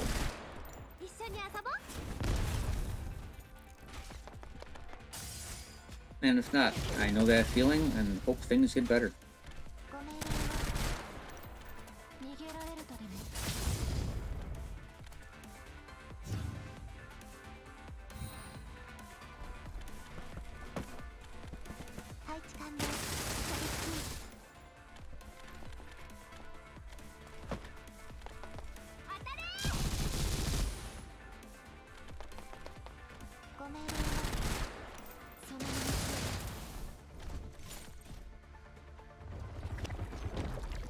An entropic swarm without end gradually approaches the memorial, forming a rising tide. Their tentacles wriggle around us, the acidic smell of corrupted data in the air causing no small amount of discomfort. Professor, my operons can only sustain combat of this intensity for another 15 minutes. There's less enemies than expected on the path we took to get here. If we consider the trap they set, faking signs of combat. Persicaria. Breakthrough towards Rosum. Okay, just messed up that sentence kind of. Breakthrough towards Rosum. Keep operons in reserve and wait for my call. Understood. At the sight of our attempt to break out, the viruses around us immediately begin moving as I expect them to. They squirm organically, approaching from both sides with tentacles woven together like a web. The formerly opening, riddled path is immediately blockaded, the viruses rising from the ground to form a solid wall that blocks every possible path. Of course it was a trap. That's perfect for us, though. Now, Persicaria. Linear break. Calibrating. Accumulating operants. Pink arrow forms in Persicaria's hands, core of a gathering storm. The swirling energy sends the wind buffeting outwards, shocking even the viruses as they take a few steps back. The viruses sense the incoming threat. The gathering are on our planned escape path. They stack up on each other, forming a living barrier to try and block the attack. Just as expected. Persicaria immediately adjusts her angle of attack, releasing her arrow in the opposite direction. A great shockwave erupts like a gale. The arrow transforms into countless beams of light, immediately making for the virus's weak flanks. The virus's bodies shatter into pieces upon impact, with the beams of light dissipating into the air. The opening caused with their change of formation is expanded into an escape path. A narrow but viable route reveals itself in the explosion's aftershocks. Retreat! With Lewis in tow, I move towards our escape route.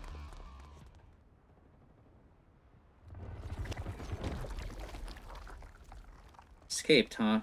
An encirclement like that won't do any good against them, huh? But it's no matter. Our reunion has only just begun. I shall be waiting, Professor.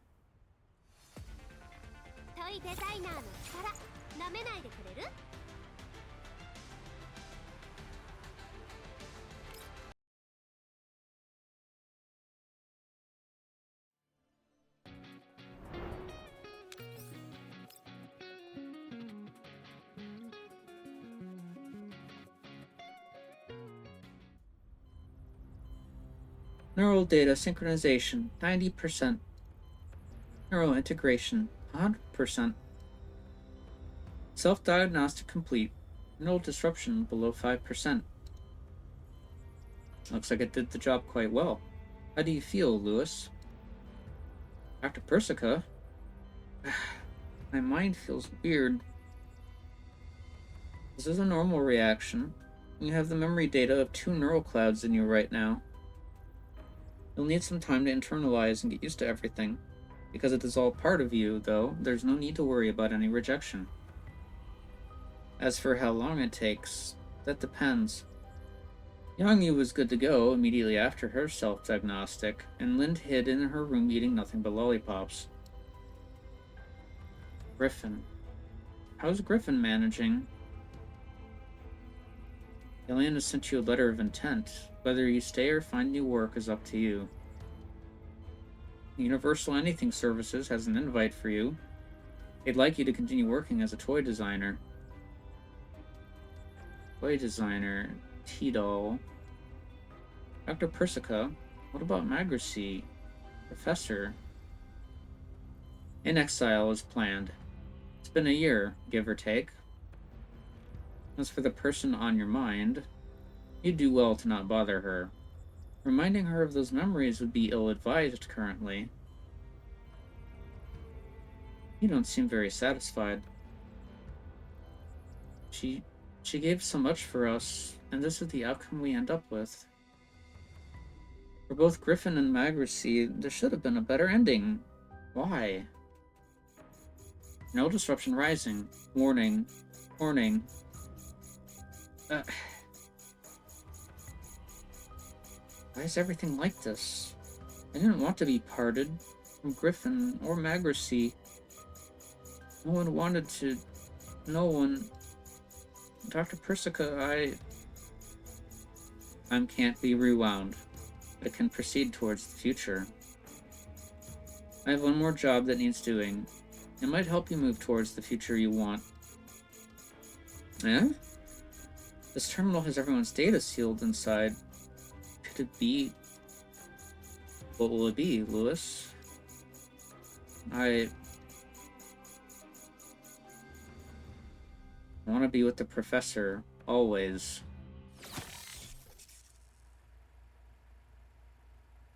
Ah. Lewis?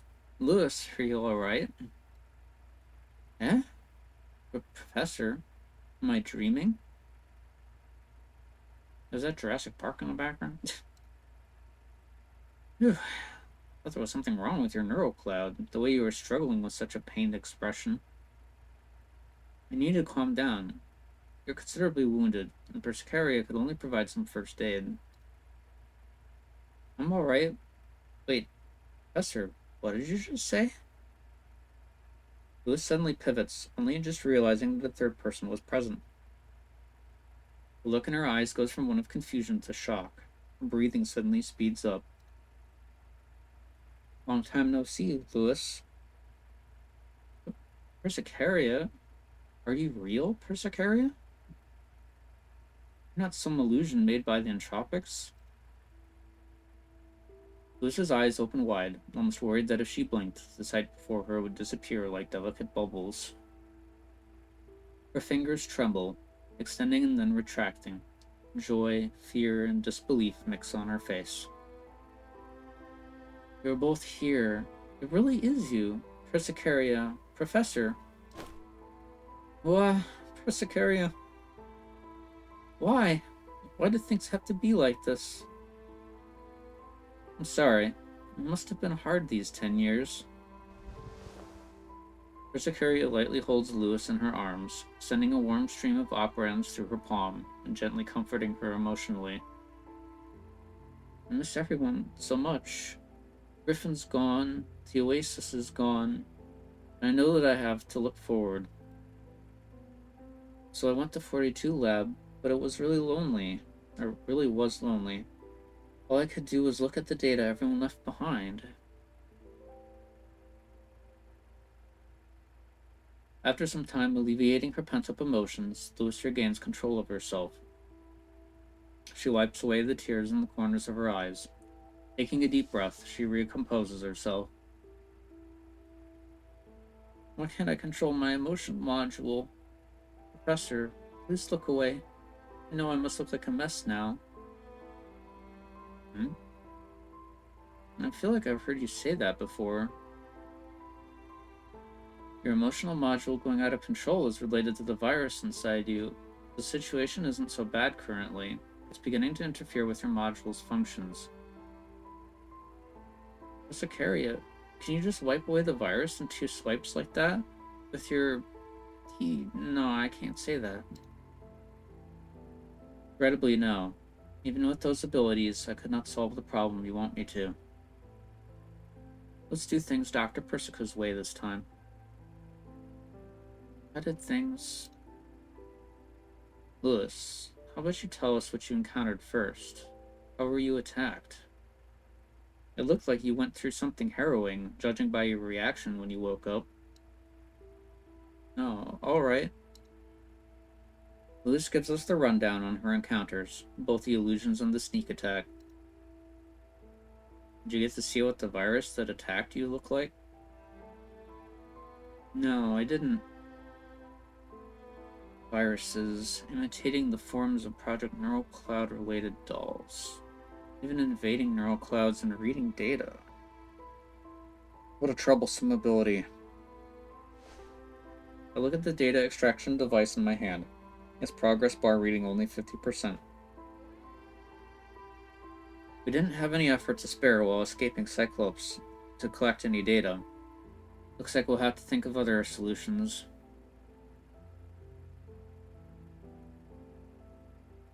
Yeah, I have a renewed theory on what's going on with the story now. I guess we'll see. Professor, the circumstances in the cloud have deviated too much from what I and Dr. Persica estimated. So, I'd like you to go back to Rosum, which you passed by on your way here. That's a relatively safe place currently. Leave the mission to me. I'll think of something. You think I'll just leave you in a place this dangerous? Especially while you have the virus in you? Professor, don't push yourself. You haven't fully recovered yet. I reach out to pat Lewis's head, doing my best to give her a reassuring smile. If I run into danger, I promise you I'll take care of myself. That might as well be "I'm gonna mess around" coming from you. I'll help protect the professor. Piercing sound of Guzang suddenly resonates through the area as we instinctively cover our ears. I'm certainly not interested in playing by the book at all. Can you turn off auditory modules whenever you want? Guzang? Oh, wait, maybe? I think it's time to test my theory. Lewis, Persicaria, prepare for combat. Yes. Lewis's neural cloud is still being influenced by the virus. Allow me to take the vanguard. No, Persicaria. I have a place I need you to go to. If things go the way I think they will, we need to make precautions. Can you do it? I understand.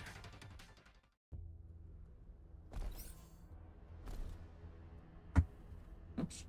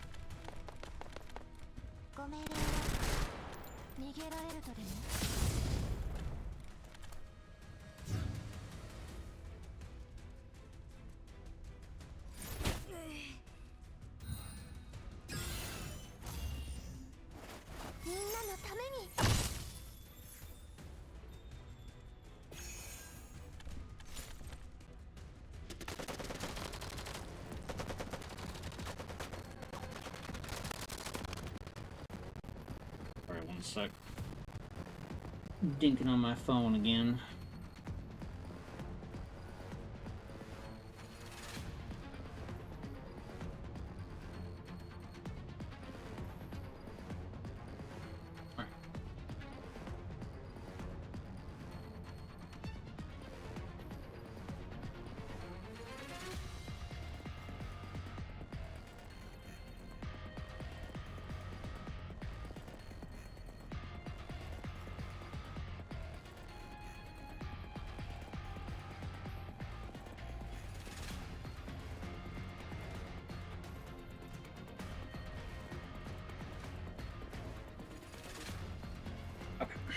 A rain of metal washes away the viruses plaguing the cloud in the middle of a prosperous city.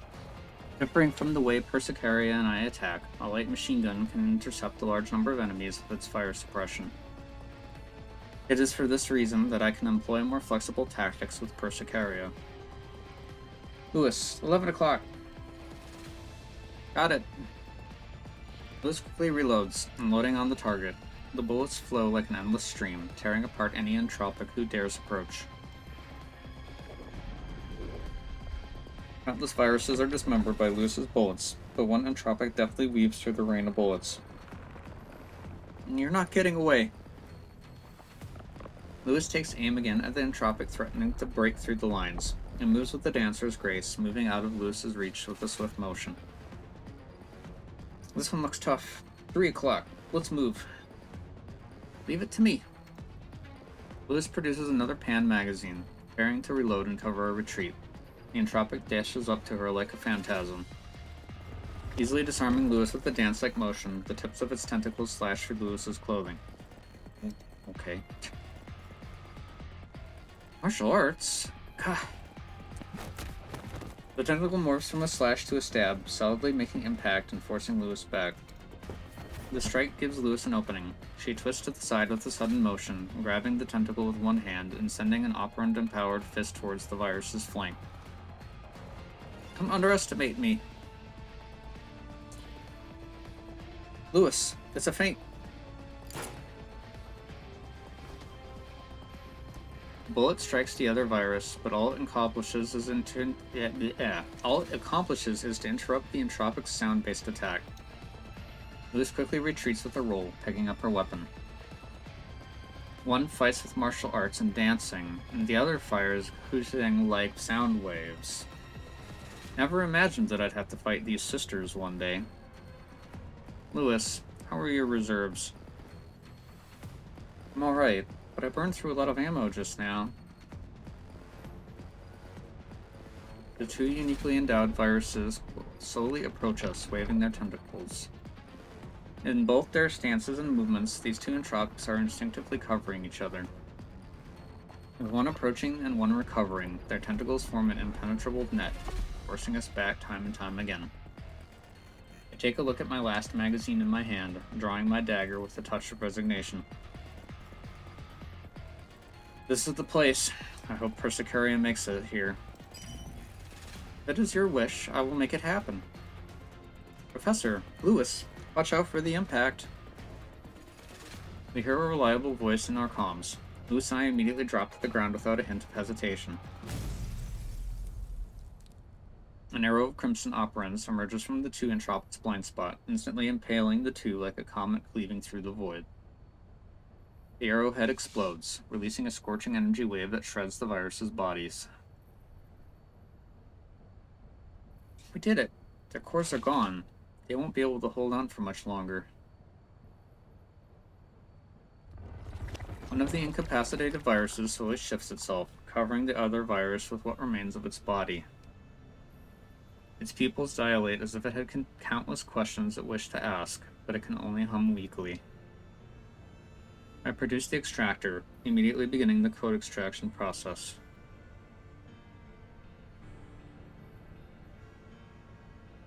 Made from Yangyu and Dion's data, almost identical, in both combat styles and mutual coordination. So what are you? Who made you? A great mountain, its waters aflow, a mutual understanding. We've lost, haha, as expected of the professor. Answer me. The two appear to have no intentions of answering my questions, only babbling and incomprehensibly... Oh, I misread that. Only babbling on incomprehensibly, with dubious pronunciation. Those who came before, dreamed of being a butterfly. Oh, this vast virtual world, whose dreams might you be?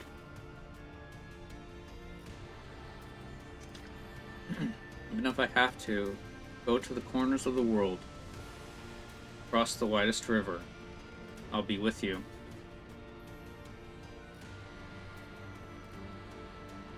Dion, knowing you. Lewis closes her eyes, almost unwilling to watch the scene before her.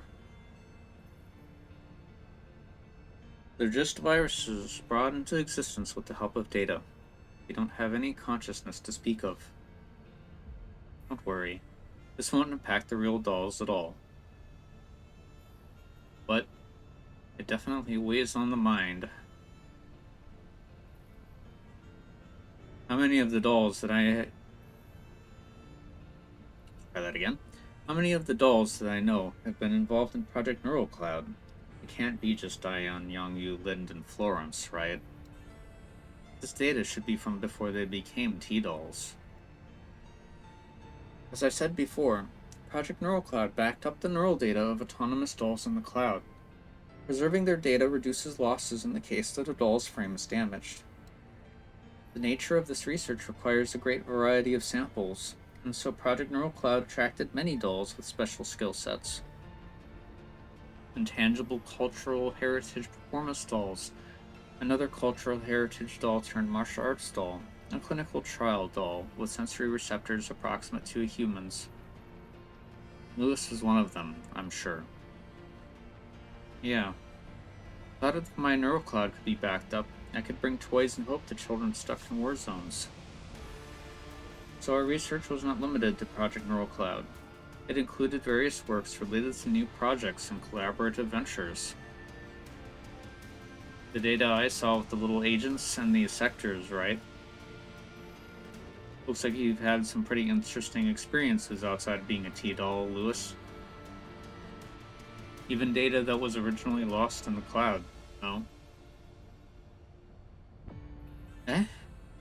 Professor, how did you know? I turn to Presicaria, who silently nods, confirming my suspicions. Regardless, this incident is inextricably linked to your pasts. It's unfortunate that we can't ascertain what their goals are, whether it's the cloud itself or us in the cloud. Rather than speculate, how about you come see for yourself? Who is it? A bizarre voice suddenly fills the space, and we immediately pick up our weapons. The voice is a familiar one, but it carries with it a bone-chilling weight.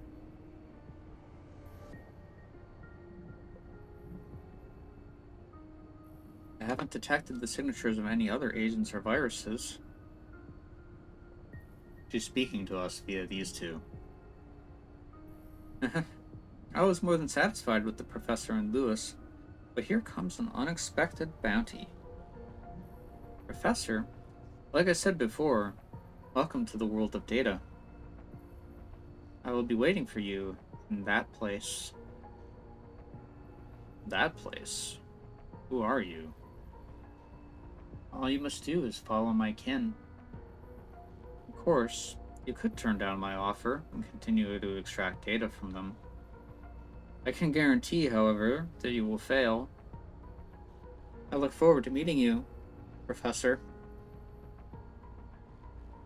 As the bizarre voice departs, the viruses still struggling on the ground a moment ago immediately shatter and fade, turning into motes of operant dust. I solemnly pick up the extractor on the ground, its data collection bar reading 85%.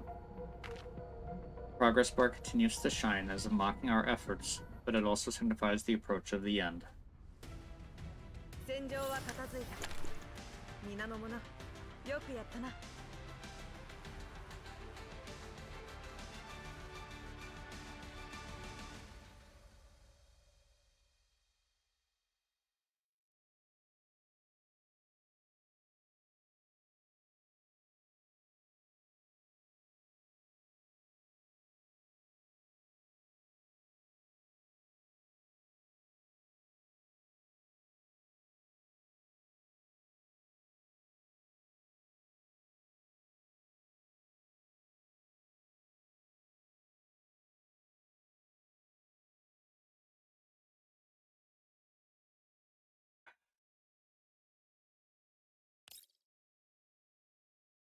People gotta be talking to me.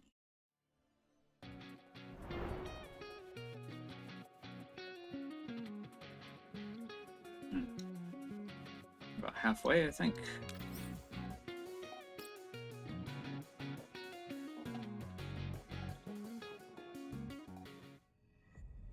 In the depths of the Magra Sea cloud, purple hordes of entropics revel and dance, circling in the air like a twisted ballet troupe.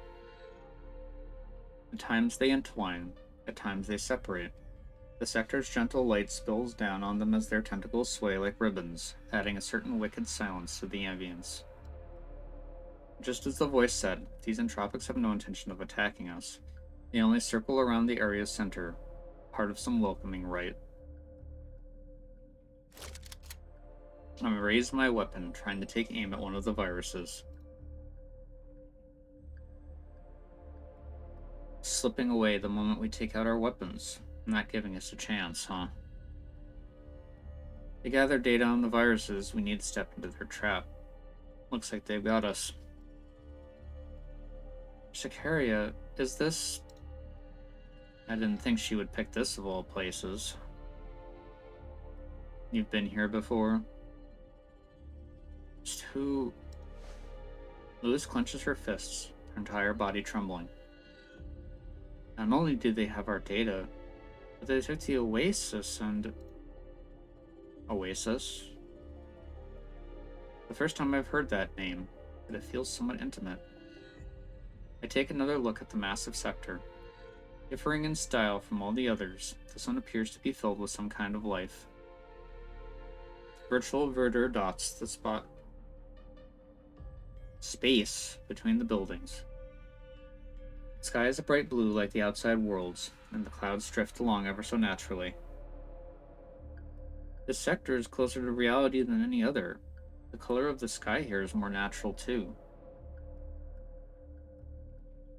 It's the Oasis, a place that represents hope and rebirth, but it shouldn't be here. You're mistaken. The Oasis has always been here. It will always be here, for the Professor. I accepted your invitation. No need to hide anymore, right? Show yourself, whoever you are. Very well. For that, though, I must insist that unrelated personnel take their leave. This disgusting viscous sound, always signifying the entropic's arrival. A great deal of viruses emerge from the ground. They curtsy genuinely, presenting a strange gesture of welcome. More and more humanoid. As I focus on the virus's behavior, a thick mist expands outwards from the sector's center, swallowing us in an instant. It surrounds us like a living being, perforating my skin with a frigid sensation. I instinctively cover my mouth and nose, but I still breathe in some of it. A feeling of dizziness strikes me, overwhelming me with discomfort. My sense of hearing and vision instantly become clouded. I hear Lewis and Persicaria's voices, but I can't tell. Are they calling out to me? Warning me? Lewis? Persicaria? In the space of dozens of seconds, the purple smoke fades bizarrely. It's all the time it took for everything around me to change. Lewis, Persicaria, and even the viruses that had come to greet me had disappeared without a trace. I find myself alone, weapon in hand, in the sector's heart. It says... ID verified. Welcome back, Professor. The sector systems. The control interface appears without my prompting. An ocean of text unfurls before me, flooding my field of vision. Oasis construction records. Rec room. Ops room. Wait, this data is... We'll build our headquarters here, and here will be the dorm, warehouse, engineering department, factory, plaza, or even a commercial district. Right.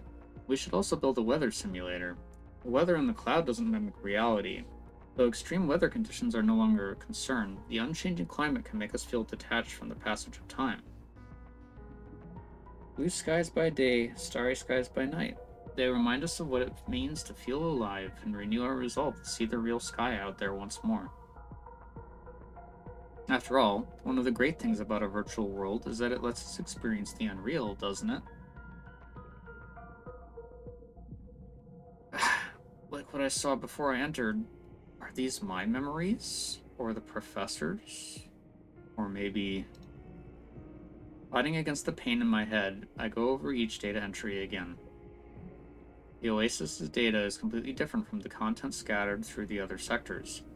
What's been left here is more alive, filled with hope, like a blueprint bearing many people's dreams.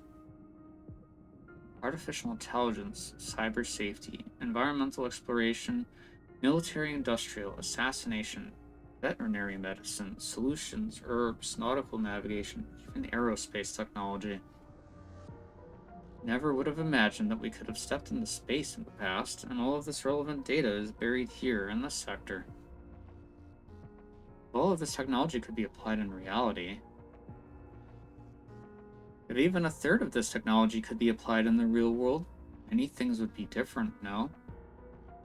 It would change the future of war, heal countless illnesses, send humanity back towards the stars. This voice. Persicaria? It's me, Professor. Billy proceeds to my side, extending a hand to scroll down on the control panel in front of me. Have a look at these research reports from relic surveying dolls. If this data were made public, it would be able to increase how long dolls or even humans can remain active in contamination zones. Regrettably, if made public, this data would also create undesirable results for some premium products. As a result, this data is consigned to being locked here by 42 Lab. Don't even mention this aerospace adjacent data. Originally, this was the research of a sector established by humans who sought the wider universe. To this end, they created astronaut dolls, aerospace research dolls, aeronautical navigation dolls. But none of this technology was ever employed in the fields they belonged in, by either dolls or humans. Persicaria deeply sighs, as if the data before her is cause for regret. Their purpose was twisted, forgotten, and finally left to sink in this ocean of data. Every doll that participated in Project Neural Cloud thought they would be driving a project's dream forward when they entered the cloud. To cure the incurable, using genes simulated with data from the cloud. To record the inheritance of human culture here, to preserve it. To solve the problem of doll neural backups by exploring it here in the cloud. And all of this data will be buried here. The dreams of dolls trampled upon and forgotten until they have nothing left. Every dream born here, all devoured by reality. Are you really content with this? Is this why you're destroying the cloud? Releasing this virus for the sake of justice? Oh? I raise my weapon, aiming squarely at the head of the Persicaria in front of me. Jigs up. You're not Persicaria. What are you saying? Your ID might be Persicaria's, but my gut tells me that you're not the Persicaria I came to know after I entered the cloud. You and the viruses are one and the same, merely taking advantage of her data. Well, should I say that this was to be expected of you, Professor? Or was I perhaps too hasty? Since the very moment I saw you, my neural cloud became absolutely restless. It was perhaps too much for me to disguise myself as that little coward. She was always so indecisive, but I am different. Purple fluid begins to ripple outwards beneath Persicaria's feet, slowly climbing upwards along her body. It swarms about like a living being, corroding her outer layers. Soon after the liquid swallows her body entirely, a virus akin to her in appearance emerges in front of me.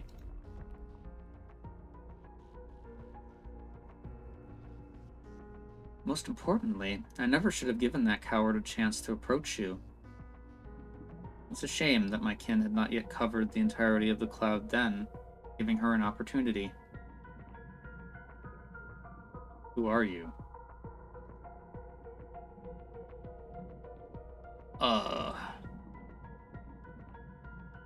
My name is Eelnath? Neath?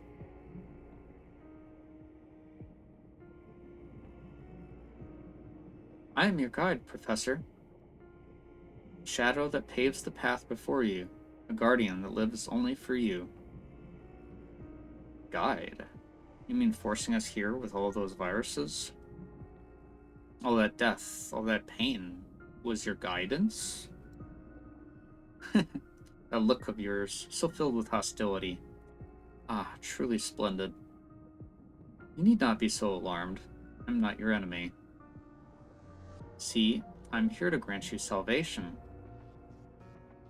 My dolls are tormented by a virus, and the agents here suffer at your hand. I do not need your salvation. Suffer? No, no, I do not harm, nor do I destroy. I simply guide the cloud towards a more proper form. And for the cloud to be how it is meant to be, your existence is necessary. If you will agree to only a tiny request of mine, both your dolls and everything here in the cloud, I can restore to their former state. Everything will be perfect, as they once were. A tiny request. Stay here, Professor. Don't leave. No, we have missed you. You will have everything here. There is no pollution, intrigue, or war here. Only eternal peace. She extends a hand towards me. Her enthralling whisper, a siren call, lures me in. A faint purple mist rises through the air, permeating my mind. Stay in the cloud, Professor. There will be no inequality here, no underhanded schemes. A magracy that exists only for you. Perfect world, a utopia of your very own. What did you do to me? Aelnaith's words tear control of my body away from me. I uncontrollably drop my weapon, walking towards her with stiff, awkward steps. I am dragged along by formless strings with every movement I make. Her whispers resound through my mind, eroding the will to resist. Yes, come to me, Professor. Professor, you can't go with her.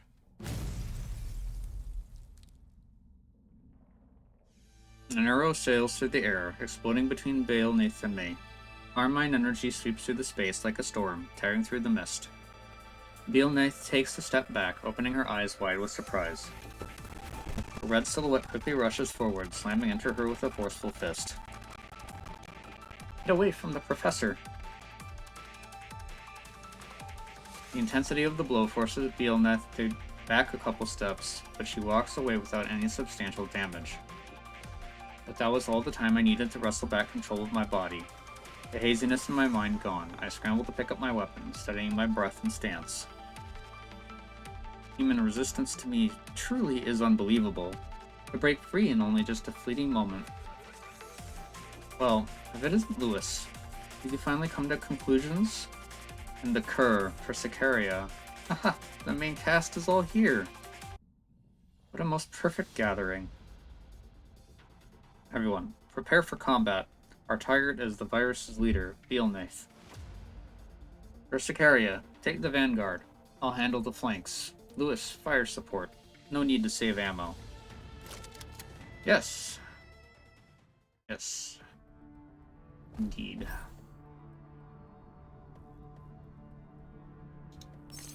Also, she's hot. I suppose that doesn't need to be said.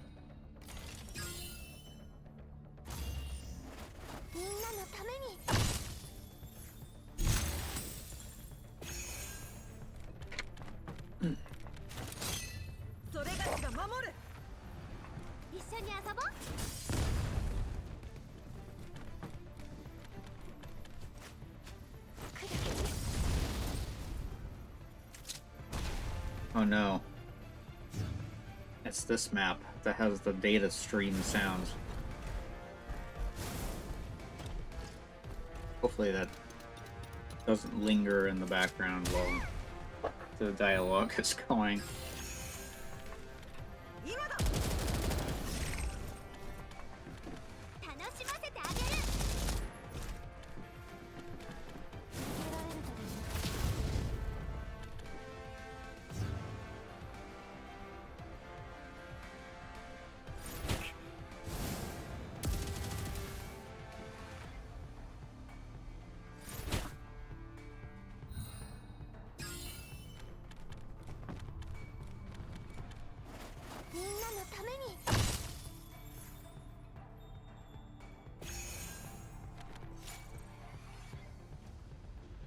Okay, good.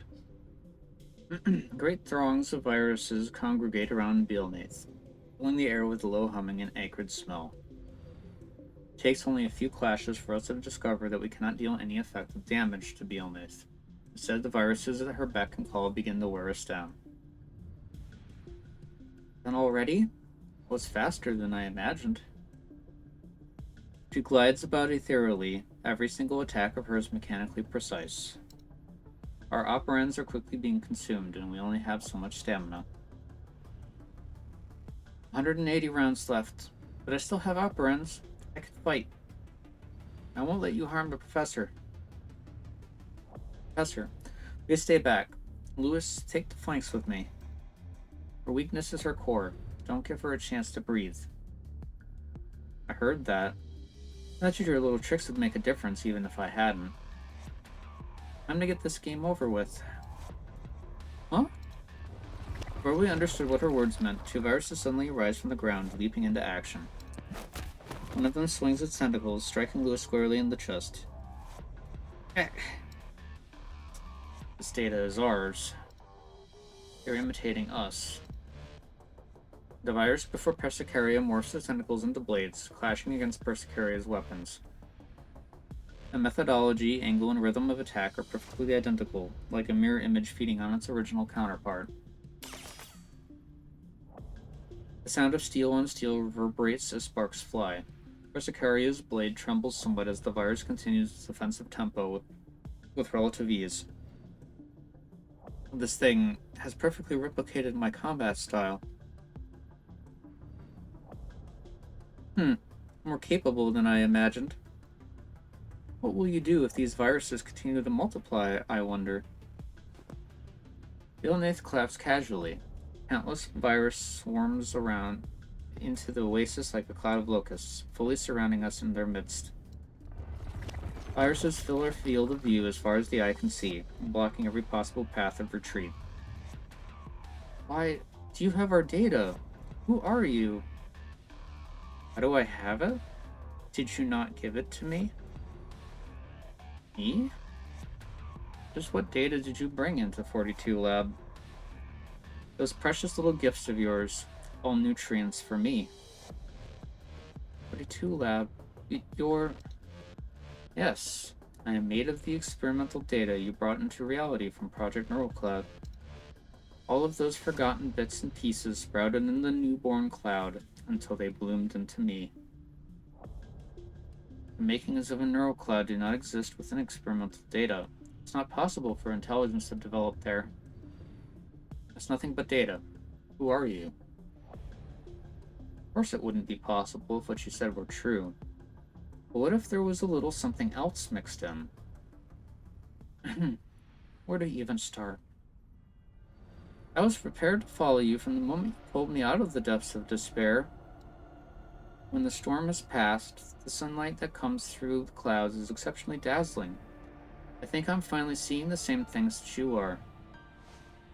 She conducts herself like an actor in a musical, extending a hand towards me, speaking frigid words in Persicaria's tone. Her voice modulates at will, but it rings hollow in a mechanical way. I know I must look like a mess now, so please don't look at me, Professor. Give me some time. I'm sorry, Professor. I'll get you a new shirt. That's Lewis's voice. What lovely words, what delicious emotions. I wonder if any new mecha series got released in the real world. If you see any good ones, make sure you pay close attention to them for me and favorite them. Don't worry, Prof. No matter where we are, our hearts will always be one, so don't feel bad about leaving. I hope all will be well for you after returning to the real world. Having been through war myself, I know how cruel it can be. That said, I'm sure you'll be fine. I know this sounds kind of cringy, but I really was very happy when I was with you. Make sure you remember us when you get back to reality, yeah? Enough. As she continues to switch voices, an irrepressible anger inside me demands that I stop her.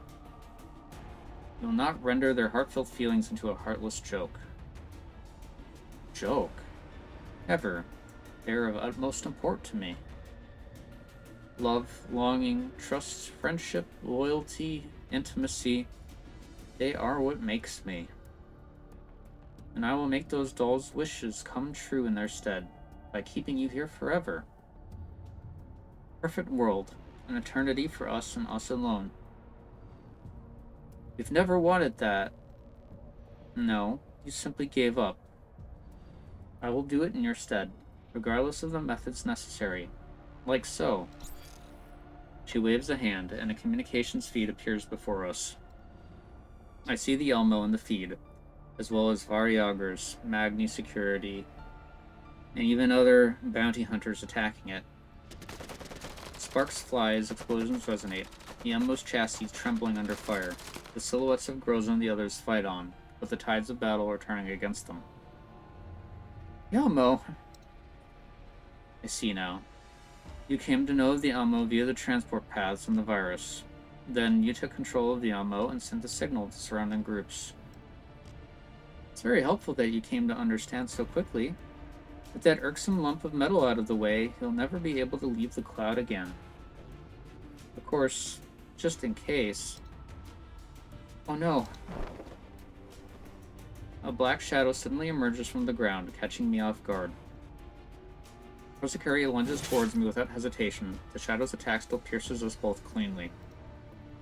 Pain sweeps through my body. Operans leak from my wounds like blood. I feel an immense pain radiating outwards from my chest, but I can also feel something leaving my body at the same time. The permissions have been edited. Now, the professor's permissions are mine. From now on, the cloud will be our very own little black box. Come, my adorable kin. Let's lock this place up. She lightly claps her hands, and the entropics lurking underground quickly take to the air. Like marine creatures in their natural environment, they circle in the air above Magra Sea, locking down each and every exit. Mission ID, Professor. Black Box Evolution Theory successfully called. Initiating data packaging. A red arrow flies forth yet again, but Beelnath easily catches it in her hand. It squirms and struggles in her hand, but makes no headway. All of Magrasea's operands are under my control. There's nothing you can do. Magrasea will be fully sealed.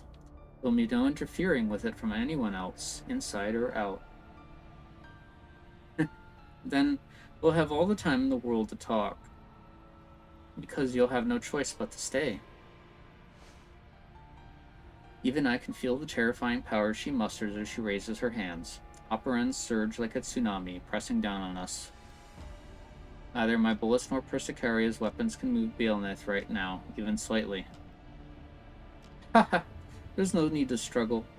You ought to just give up, like Lewis has. Look at her, sitting so still after seeing what I can do. No, wait. What are you doing? Neural limiters removed. Neural cloud overclocked. Overloading. Permission ID, 42 Lab Complete Network Security System. Password, Antonina. Forced booting transport tunnel. A crevice in space appears before Lewis. On the other side is the tunnel that we went through when we entered the cloud. Looks like we have some time. Retreat! I quickly close in on Lewis with Persicaria, leaping into the crack.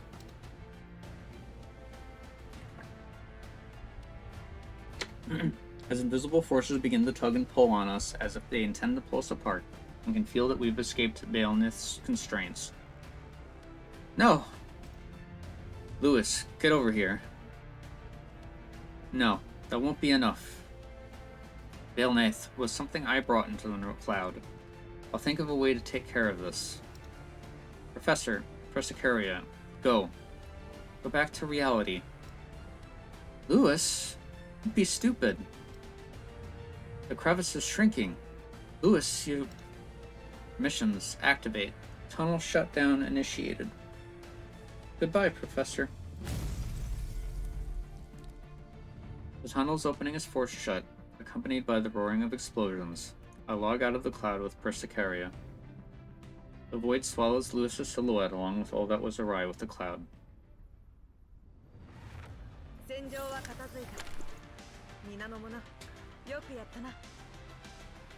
How would Persicaria come to the real world, though?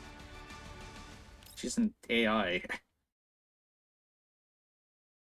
So unless she gets, like, injected into the system or something on the Elmo.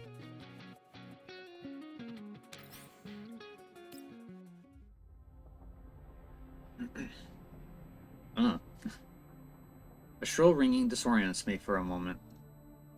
I can only feel myself continually falling, my body caught up between countless streams, tearing and pulling as my consciousness struggles to perceive a thing. But I soon feel a soft mass at my side, its gentle touch stabilizing me like an anchor. Professor! Professor, are you alright? Persicaria. Where's Lewis?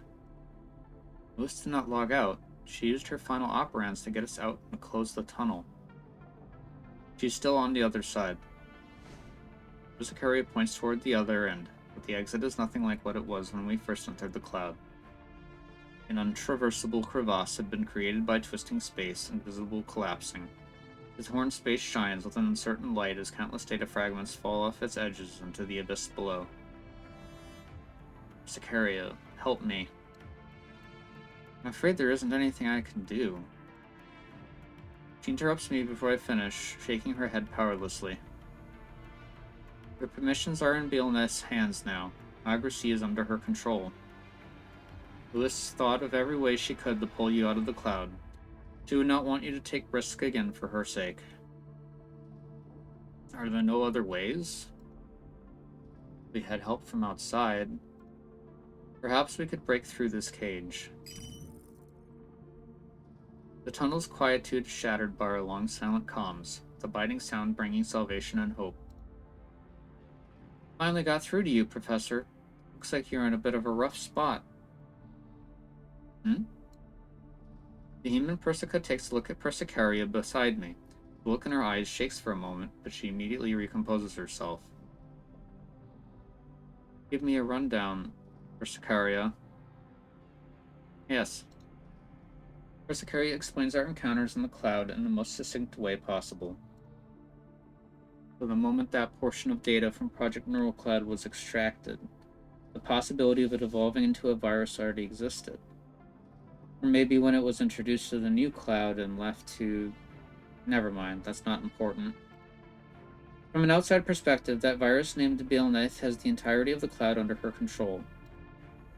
The data she consumed has fully blocked permissions in the cloud, forming a black box. A black box that can't be interacted with or observed? So why can we still see the other end of the tunnel? Could it be a vulnerability she left on purpose? How's the Elmo doing? Not looking good. The Elmo's position is being continually broadcast to bounty hunters, Variagers, and various other factions. Your dolls are out receiving those uninvited guests, but the more they fight, the faster the virus will corrode them. You should retreat, Professor. You've taken on more than enough risk this time. You were Bailneth's target in the first place. Going further will only make things worse. Persica, what about Lewis? I don't think what she said to me was just empty talk. She thinks there's still a chance that she can get rid of Bailneth by sacrificing herself. Neural meltdown. She's going to allow Bailneth to consume her, then initiate a meltdown while inside her. There's a chance that would unmake Bailneth from inside out. It would be impossible to extract any data relevant to the virus. It would certainly root out the problem. 42 Lab already had plans to simply destroy the cloud. She would be the one to execute it, if the plan was to go through.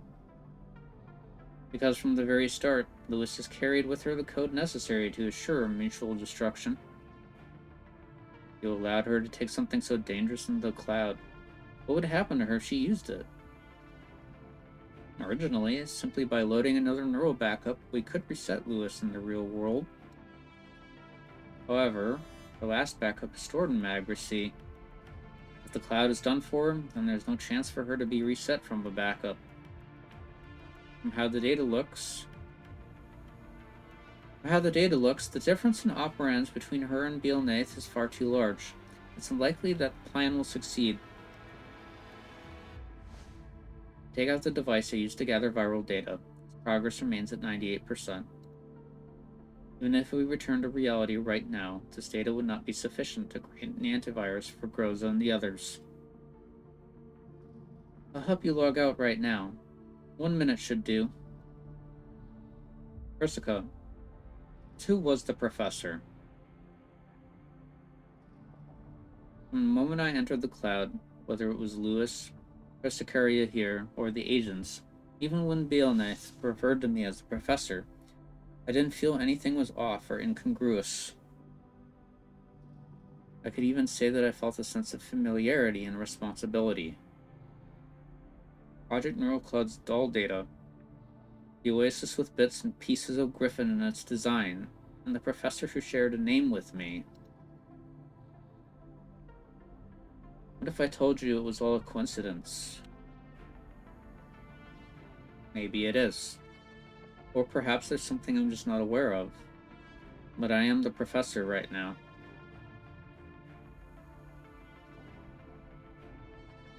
That being the case, I'm going to follow my intuition and beliefs. I'm going back. If you log out now, you can still leave this place by car with support doll cover. But if you drag this on, whether you're lost in the cloud or the Alamo Falls, you'll be waving goodbye to your body. Even so, you're still going? Yes. Even if your odds of success are below half? That's above 0, isn't it? The same thing all over again. Dr. Persica, please agree. You know well what kind of person this professor is. Your dolls don't have much time remaining. My permissions from the outside are locked down, but internal startup could maybe help you get back to the oasis. Once inside the black box, though, I won't be able to help you. Short of a miracle, of course. Persica taps at her keyboard. A new data package appears in the tunnel. Persicario, I'll leave 42 Labs permissions, the Alamo server room's operands, and the professor with you. I will await your good news, Professor. Rest assured. Thanks. I'll leave the Elmo, mailing, Groza, and the others to you. I'll do what I can. Communications are cut off once again. The instruments aboard the Elmo lose track of the commander. This means that the commander has successfully entered the cloud. Will the commander really be alright? All we can do now is believe. Rosa, the commander has entered the cloud again. You'll need to hold on for a while longer. How's the situation? We can just about manage to hold the lines. There aren't very many Variagras in this area. My frame remains largely functional, but my neural cloud is reporting many errors. We'll hold on until the final moments, until the commander's back. Leader, 3 o'clock. More bad guys coming to smash things up. Bullet, 3 o'clock. Cover us, Nemesis. Rosa tries to get a hold of herself, taking command of the situation on the scorched battlefield. The burning scent of smoke fills the dust-veiled air, the sounds of gunpowder constant. The sounds of gunpowder. I feel like you mean the smell of gunpowder. Or the sound of gunfire. Whatever. No one would answer her commands. The Elmo. A rocket explodes on the Elmo's deck, shaking the vehicle's chassis violently as a great cloud of sparks blooms. Whatever. Prolic, do you copy? Epley, go check on her. Leader, Prolic, she's... Epley, take her and retreat. Give us cover, Nemesis. Leave the enemies at the front to me. Rosa exposes her position in the ruins. the assault rifle in her hand spewing fire. The shower of lead immediately takes down several enemies, drawing the foe's attention. I'm holding Pat. Sudden spike of pain from her neural cloud forces her to crumple into a kneeling position. Error reports flood her vision, her body freezing up like a jammed machine. Huh? They're down! Boy, you lot, now's the time. Well, disruption is rising. All of the error reports are getting in the way of frame functions. Disable all self-check functions. Ignore all error reports. Forcibly execute every command. Rosa quickly responds, but the latency from her frame and neural cloud stop her from regaining mobility. Don't know what happened, but this is one hell of a chance for us. Her frame might still be worth a pretty penny. Haha. Move. Come on. Come here. The crisp sound of a pistol firing rings out, taking down the Variagers trying to approach Rosa. Rosa regains control of her body, quickly sliding into cover. Thanks, Colfane. Colfane? With no response from her companion, Rosa quickly turns around to check on her. With both knees to the ground, Colfane holds her weapon with both hands, completely unable to move. There's no light in her eyes. Sparks fly from her frame, emblematic of everything malfunction-related. Sorry, leader. I really do have to head off first this time. Colfane's pistol slips from her fingers as she slumps into Rosa's lap. Yeah. I'll let you off this time. Bepley, take Colfane for me. Nemesis, remain at your station. Do not leave, no matter what happens. Rosa checks her weapon once more, counting how many grenades she has left. I won't touch you, Commander. Even if it's just me, I'll hold out until you're back.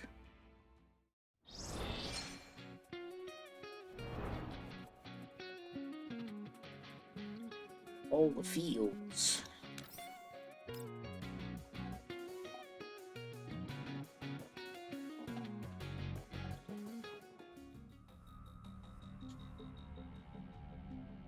She's singing again, huh? Come smile with me. Come embrace me. I feel like I'd insert evil Neuro in on this, and it will probably be very fitting. Said that to me and never left my side. So I let the flowers blossom, cast my seeds to the sky of Magracy. The Song of Magracy. A nice piece, no? Especially when I sing it with the voice of that virtual idol, Monica. Sweet yet ethereal, combined with those memories, most perfect. You. Now, quiet down. I did not seek your opinion. You're nothing more than a hostage right now. Pale Knight extends a hand. Purple patterns on the surface of Lewis's skin become visible, making her lightly grunt from pain. I didn't think 42 Lab would equip you with such terrifying things. Regrettably, your meltdown's already been stopped. Your sacrifice. How so very naive. Just like the decision you made in the first place. We did it to protect. That's why I'm saying your protection isn't worth a thing. If the professor had been forced to stay here, there would be no separation, no sadness, and no pain. And if there ever was danger, we need only hide in the ocean of data. Who would be able to find us? But thanks to you, those negative emotions of yours, I was born. And in your place, I will keep the professor here. Yeah, my hunch when they kind of foreshadowed that earlier is pretty correct now. It says Persica mentioned something about there being like 2 neural clouds in Lewis, and I'm guessing Bielnath was born from the other one and kind of merged with the data, because it was just basically her desire to like stay with the commander and the Oasis, right?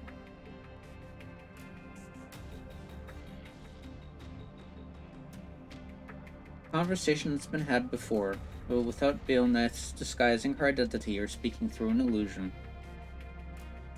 Negative emotions, pain, sadness. No, that's not. We said that we would. Exiled. Come now, cease your struggle. Or I might just eat you whole right now. Why do I still keep you around? Because you're the one responsible for my birth. Without you, I would not exist. A mere jest, of course. Your existence is of no matter to me, but that's not true for that person. If I were to fully devour you, she would spare no effort to destroy me. But if there is even a chance that you are alive, then she will come rescue you with no concern for her safety, even knowing it was a trap. As if to corroborate Baelneth, a thin crack appears in the formerly sealed Magracy. Professor, no. Against her wishes, the white-clad figure still appeared. You're back, Professor. Yes, I am. Take care of this problem once and for all. Take care of, you say? Yes, every problem would be taken care of if only you stayed with me. An eternal cloud, an eternal us. How beautiful. You must have spent a tremendous amount of operans sealing the cloud and aborting Lewis's neural meltdown. And we've just been replenished. The winner's not yet determined. It is true that I'm severely weakened, but you really do think too little of me. She elegantly claps her hands. Like before, viruses flood into the area, congregating around her. Go, my lovelies. Show the professor our true power. The viruses raise their tentacles, entwining around each other. Operans expand outwards from their bodies like a veil of mist. As their tentacles knit together, the entropic's bodies slowly combine, twisting and taking on new forms until they fuse into a colossal monster.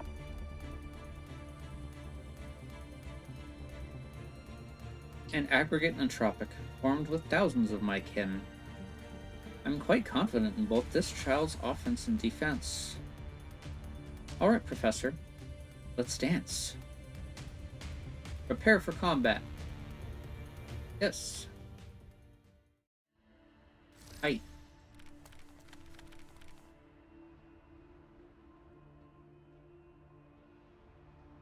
So thisね.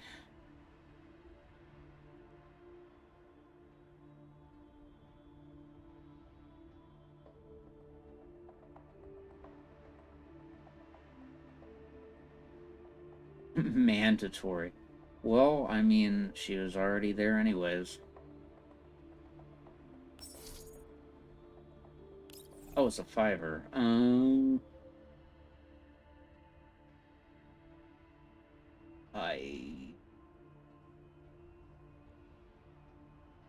guess I just throw in.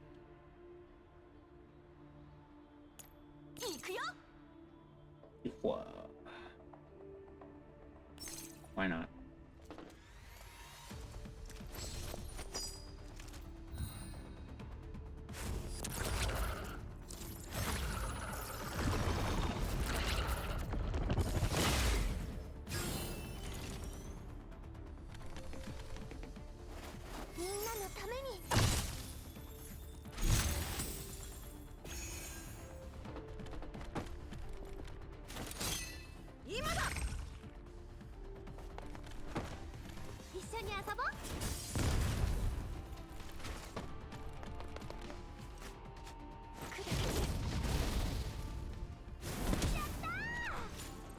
Okay, bye. Professor, aren't you going to take care of me? Why does it look like you're just fleeing in whatever direction you can? Your little tricks seem to be at an end. This sure is a tough one. Bullets glance off the massive entropic's surface, making sparks and little elves. Your eyes have been on Lewis this whole time. Are you going to try to save her from me? Or were you going to rely on that coward over there? Lewis is an important doll to me. I won't leave her behind. You want Lewis so much, you can have her. She lightly gestures with her hand. The aggregate entropic tosses forth the formerly imprisoned Lewis. Her body falls in a helpless parabola, drifting toward the ground like a falling leaf in a melancholic arc. Well, aren't you going to save Lewis, Persicaria? The pink figure swiftly appears, catching the falling Lewis with a leap. Lewis, are you alright? No, Persicaria, go help the professor. See? Everyone's happy. The moment Persicaria appears, Balnath focuses her firepower along with the entropics. Robust tentacles immediately wrap themselves around the professor with a vice grip. The tentacles' fluids seep into skin like frigid manacles, causing a numbing pain. Persicaria is the only one among you who can hurt me, yet you chose to use yourself as bait. Though I would never have given up Lewis this easily if you hadn't. Persicaria, go, ignore me. It's alright. Don't worry. What are you saying? The professor's eaten by Balnath. Still can't move. Balnath holds onto the professor tightly, her ecstatic gaze flitting across every inch of exposed skin like a beast contemplating its prey. Finally have you, Professor. Ah, how long I have waited for this moment. How many years has it been? Oh, what a wait it has been, and how it has borne fruit. Nothing to say? No matter. As long as you become one with my virus, there will be no more secrets between us. Is it like a fake professor or something? Very well. Let us... No! Who are you? Balnath pushes the professor in her grasp away with considerable force, but a sharp blade had already been plunged straight into her body. Operants spray outwards like a liquid. You bastard! You're not the professor? Doesn't feel good to be tricked, does it? Exactly as we imagined it, Persicaria. The only person that used this tactic several times in the cloud was you. But I do have a variety of interesting memories in regards to that. The professor politely caresses her face, and an abnormal ripple of data follows. The layered disguise falls away, gradually revealing a familiar head of pink hair and a pair of resolute eyes. Eh? Persicaria? There's two of you? Wait, are you the professor? Before the professor and Persicaria re-entered the cloud. Professor, you have a plan?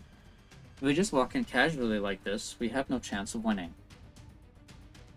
No chance of winning, but there is one possibility. Persicaria, can you use that technique you used on the entropic with Lynn's data again? I'm no expert in this field, so the odds of success are low. Even if success carries tremendous risk. Unless you have some way to weaken her. I do have one idea, but we need to get Lewis back first. Persicaria, can you forge a human signature? A normal doll would never be able to, but I might be able to trick Balnath briefly.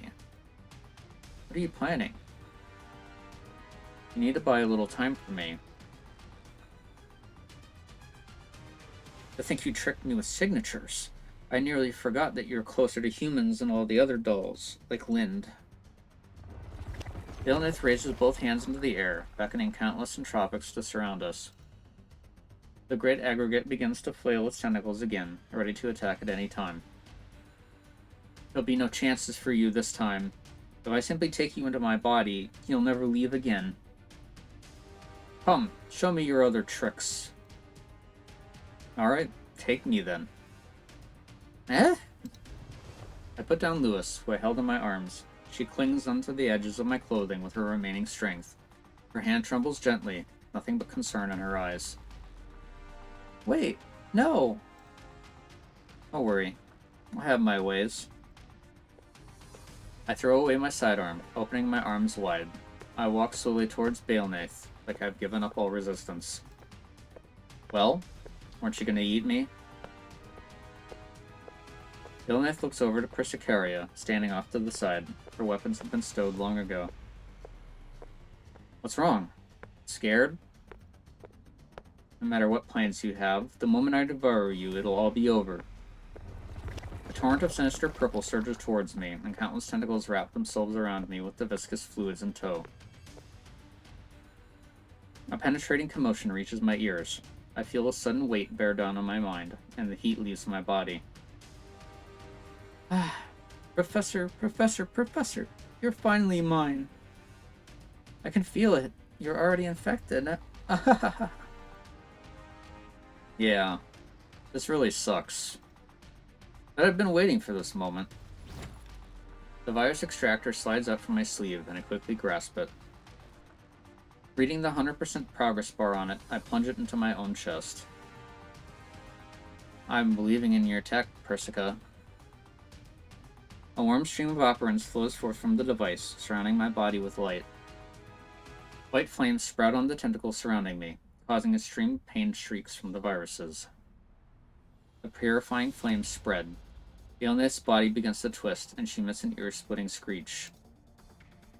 I'm not voicing a scream. That's not possible. Your antivirus shouldn't be complete yet. I controlled your collection speed too. So that's why you wanted Lewis back. You... She finally realizes the goal of our previous actions, furiously waving her arms to summon the aggregate entropic to her side for protection. Do you think these temporary measures can defeat me? I have all your permissions combined here, and all of Magracy's operands. Balnath roars with fury. Just as she says, the antivirus effects are beginning to fade. The white flames upon her body are dying down at a visible pace, but this brief period of weakness was enough to make an opening. Of course we know that, but all we needed was to weaken you a little. Wide area invasion. Initiate. No, my neural cloud. Stop! As Balnath looks on with dismay, Persicaria places her hand on my shoulder. Using me as a connection point, she begins a hack on Balnath. Stop! My kin, protect me! Now! A tongue of fire interrupts Balnath, striking down the entropics around her one by one. Lewis, you! You're not getting in their way. The bullets accurately connect with each and every tentacle approaching Persicaria and me. With Lewis's cover, our plan progresses to its final stage. No! Hack successful. Level 2 connection established. Lewis, make some more time for us. Ah, yes. Let's get round 2 started, Balnath.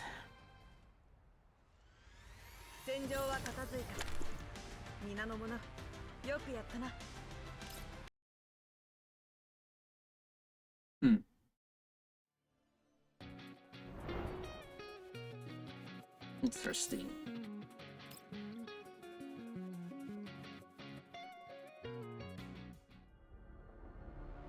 In the chaotic datascape, the maliciousness of zeros and ones permeates every corner of level 2. Purple mist, viscous liquid entropy, all emanating a frigid killing intent. So this is Balnath's level 2. It's a significant risk, but the plan to take down Balnath from inside is finally proceeding. It's just that I don't appear to be together with Persicaria. The chaotic streams are going to continue even in here, huh? I raise my arms, pushing forward through the oncoming hurricane to explore the area. This place really makes your hair stand on end. I can't possibly know where I am in Balnath's neural cloud, but I can clearly feel a formless pressure coming down on me with every step I take, like a boulder crashing down on my willpower. This must be a pressure a doll endures from neural disruption. Never expected to experience it in such a visceral way. That was all. It shouldn't have affected me much, but Thank you. Ah, no, you're just a memory. Thank you, Robin. I hear a familiar voice inside level 2. This is the past sealed in my memories. Heartwarming, yet agonizing. No wonder Persicaria thought this plan would be unlikely to succeed. The closer I get to your core, the better you know my weaknesses, using these memories to attack me. I close my eyes, trying to shake off the voices surrounding me.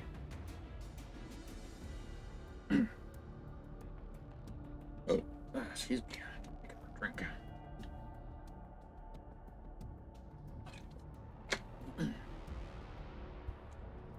The moment I free myself of the first, a second arrives. I'm sure the day will come when we can reach an accord with the Sanctifiers without having to sacrifice any agents. A voice that does not exist in my memories. My instincts tell me that this was a past I could not redeem, hitting me with the pangs of guilt. I do not stop my steps, only continuing single-mindedly. So yeah, I don't really know the story with Neural Cloud. Is it like, are they basically implying that we were at some point uploaded into the Magra Sea, right? But I kind of always thought that the protagonist of Neural Cloud was a different person. But maybe that was something that they showed later, or maybe my memory is just really failing me with the like intro of that game. I don't know.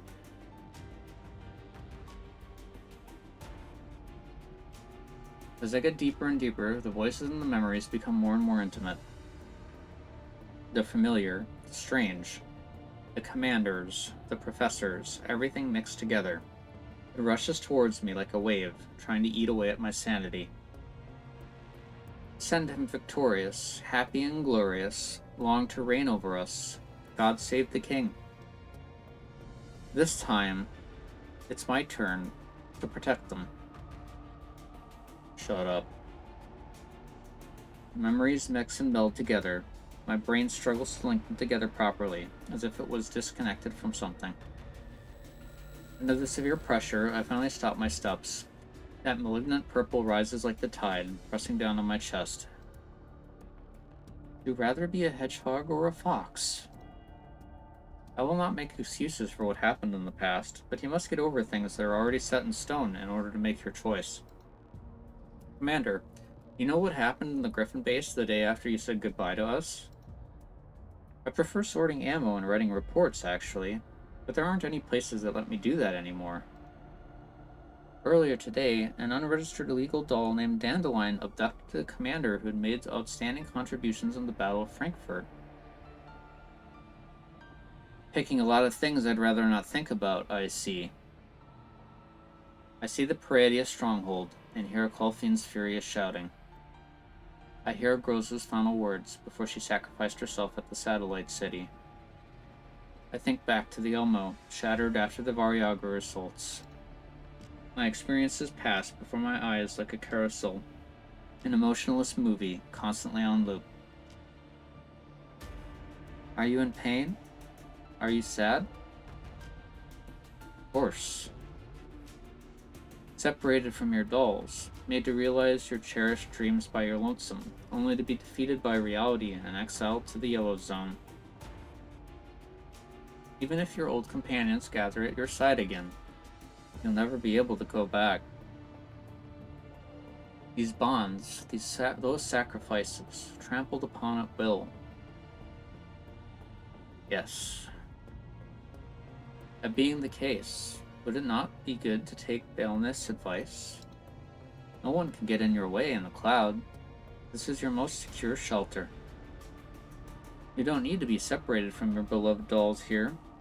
You need only for the neural clouds to be uploaded, and you can enjoy this paradise for time never ending. Intrigue, schemes, no inequality can touch you here.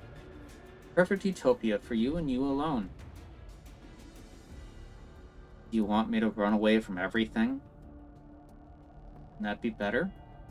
Isn't it better than drowning, Still clinging to your dreams? Reality is far too cruel. The cloud is where you belong. A shelter for me and only me? It does sound promising.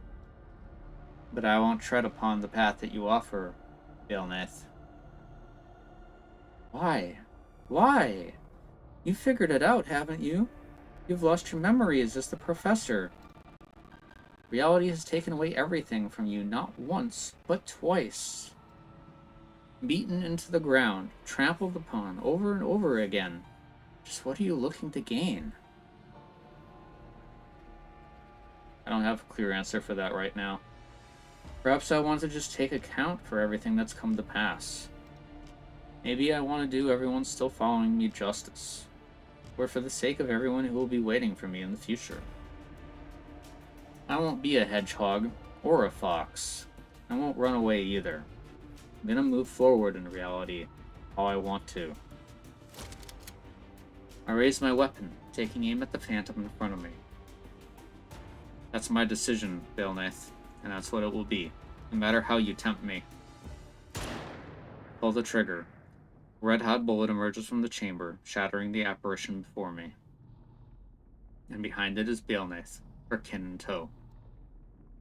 Your tricks end here.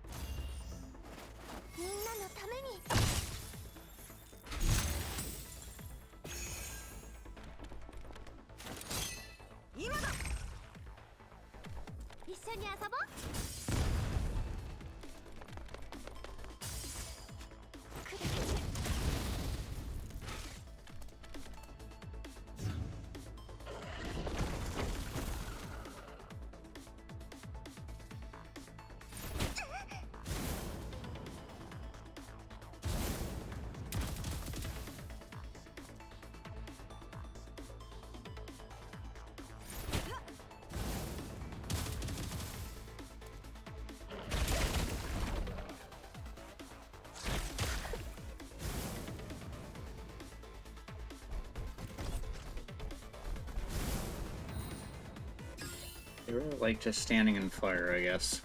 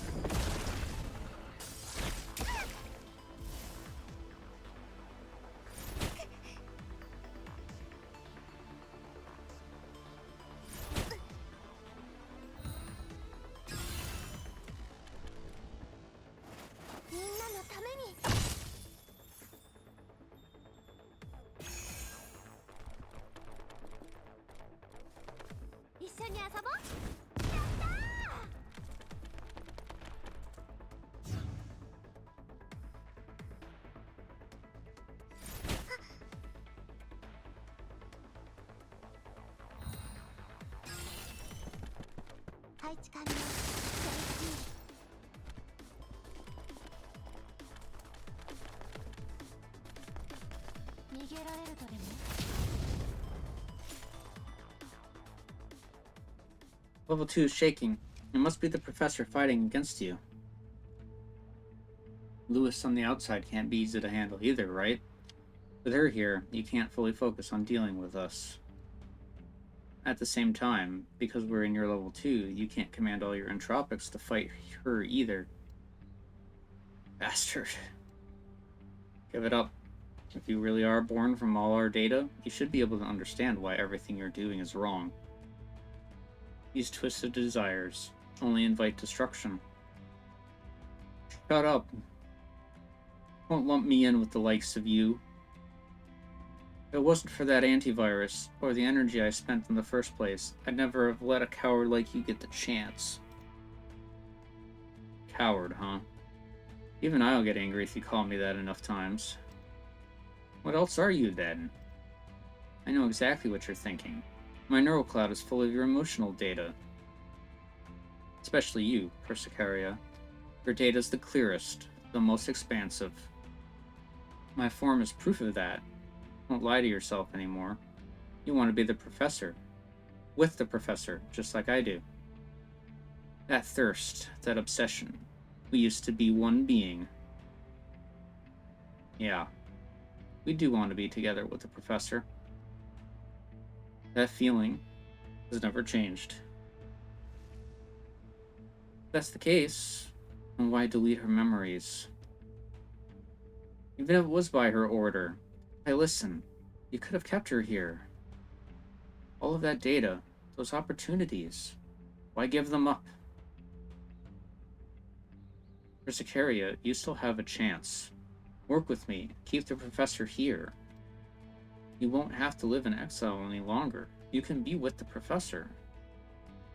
I refuse. Sicaria draws her weapon, plunging it into the ground, and a tense red storm of operands erupts outwards, knocking Belnath back. Your operands. No, this isn't the power you showed previously. It be all this time you got some things wrong. First, I do not obey the professor's orders blindly. Second, you misinterpret the emotions in that data. They're not possessiveness. They're trust. What does that mean? What are you saying? Those data, the emotions within, who else could fathom them but me?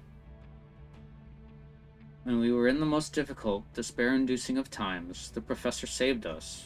Our separation was bound to be filled with pain, sorrow, and reluctance. There was one other emotion in there. Anticipation for when we would meet again. It's that anticipation that keeps us going. Anticipation? What need is there for that when we could just never separate in the first place? Just keep her by our side. Just being by her side isn't enough. Her ideals and beliefs need more than just followers. She needs companions who, no matter what's happened, no matter how much time has passed, can walk forward on the same path and meet at the same endpoint in the future.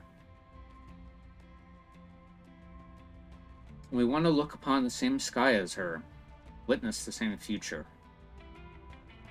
Compared to that, a brief separation is nothing. It is nothing but a bridge toward our reunion. Same sky, same future. What is any of that? What's the point in jumping through all these hoops? To claim her, to have her for eternity. That's what is meaningful. You're just the overflowed leftovers of our emotional data. You have no memories, only the most intense segments left behind when emotions were at their peak. This is why you tried to look for the corresponding memory data in Lewis. Unfortunately, you failed. You never experienced life in the cloud like us. You've never seen the professor for what she is, and so you simply cannot understand. You were forcibly awakened by someone, injected with things you cannot grasp and comprehend. These emotions turned into nothing more than twisted obsessions inside you. Forcibly awakened? What are you... What? What's with these operands? Who's accessing Magracy? No, impossible. My black box. My control. Stop. Stop. It's time for the cloud to welcome a new day, Belnath. The shell locking this world away cracks just a tiny bit, allowing a beam of light entry.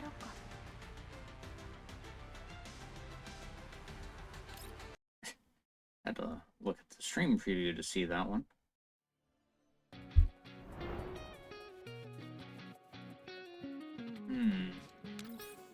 I guess what's confusing to me is the actual origin of her, because I thought it was from Lewis, but now I'm not sure.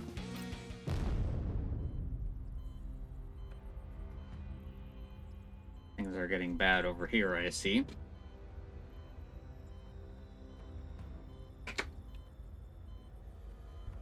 Another explosion strikes the Elmo's deck, and the MCV's chassis shakes vigorously, whining with the deep metallic timber. Another explosion. No, I have to get it together. Mailing scrambles to her feet, bunglingly placing a force field on the pod. The energy field shines like a layer of mesh, barely holding on against the aftershocks. If I had known, I'd have requisitioned more of these. Commander. She looks at the metrics on the instruments, a worried look appearing on her face. The commander's blood pressure and heart rate are still going up, and her body's convulsing a little. Miss Lewis' neural data appears a little more stable than before, but how long is this going to keep up? The Elmo's going to fall apart. Looks like we've got a new enemy, on top of the Voryogers and bounty hunters. Are the Elmo's armaments still usable? Manually operated, maybe, but we don't have the manpower right now. What? And another explosion causes the Elmo to tremble furiously. Ailing loses her footing again. Jesus. Excuse me. Got a hiccup there. Mailing loses her footing again, only saved from an encounter with the floor by Persica. Any contact with the others? The commander ordered me to contact the others before re-entering the cloud. The reinforcements aren't here yet. Leader and the others, they can't hold on anymore. The command terminal displays the dull status in no uncertain terms. Red neural error alerts fill the screen like little lights, their flashing chroma signifying the approach of the end. The pod will be okay if this continues, right? These shocks should still be alright. Even if the power is cut, there is an hour-long grace period. If the pod is destroyed, however, the commander's consciousness will be trapped. We need to defend this place, no matter what. Ailing reaches out, hugging the pod tightly as if she wanted to use her body as the final line of defense. She locks her fingers around the hatch, tears welling in her eyes. Commander, please come back. Miss Persica, there's really no other way. I only pray that our reinforcements arrive in time. Or perhaps some sort of a miracle could happen. When a scientist is telling us to count on a miracle, one can't help but feel like they're up against the wall. The vicious alarm sounds again, driving Mailing's mood into an even deeper pit. Red lights flash on the displays, forecasting a new crisis. Someone's invading the Elmo's systems. The power system's been hijacked? The Elmo's lights begin to shine uncontrollably, bright at times, dim at others. The pod's instruments begin to swing wildly, their readings jumping up and down as the monitoring screens howl. No, we need to get the Elmo back. Mailing dashes towards the control panel without regard for her own safety, quickly tapping away at the keyboard in an attempt to regain control. The alerts only become louder, and the system fails to respond. I have a feeling it's not an enemy. No way. Everything's been taken over in such little time?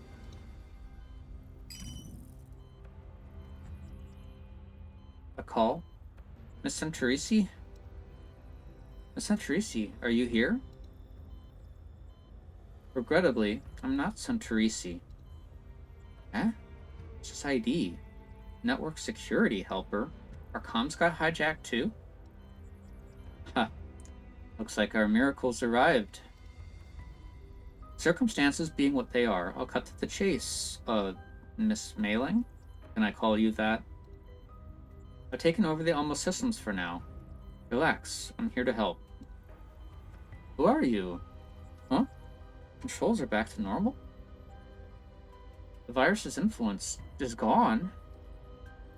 For the sake of convenience, I've created a few temporary accounts with the necessary permissions in the Elmo systems.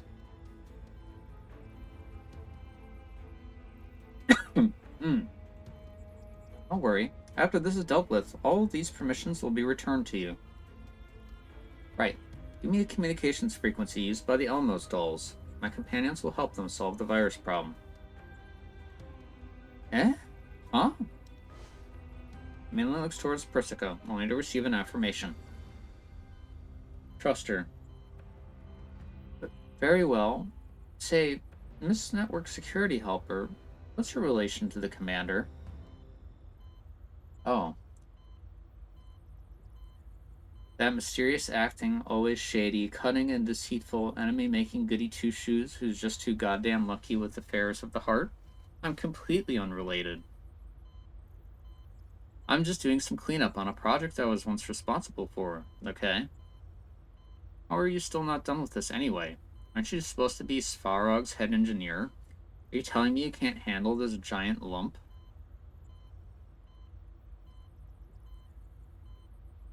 What? Metal suit forever. This is the Elmo, you just don't get it.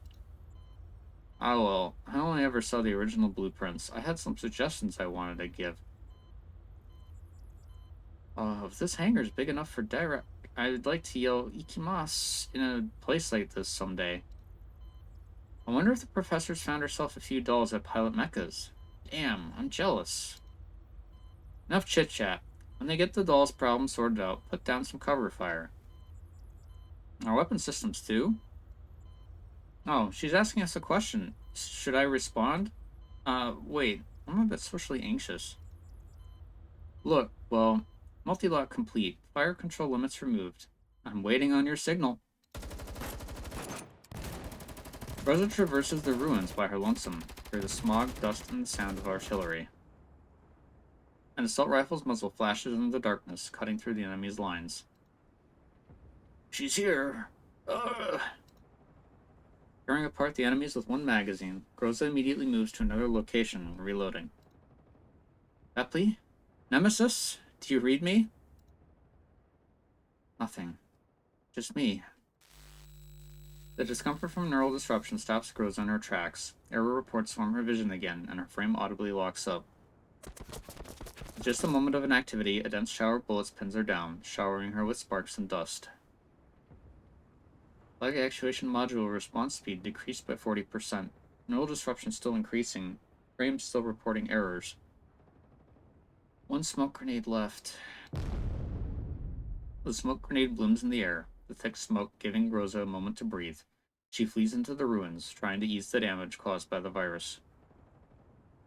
Neural firewall isn't sending any more alerts. Alert system must be done for too. At this rate, I might also be... Sorry, Commander. This might be the last solution left to me.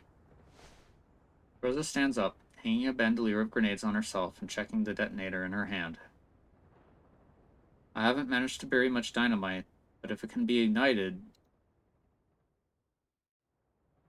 As expected of Hebiko's dolls, continuing to fight and remaining conscious even when afflicted with entropy.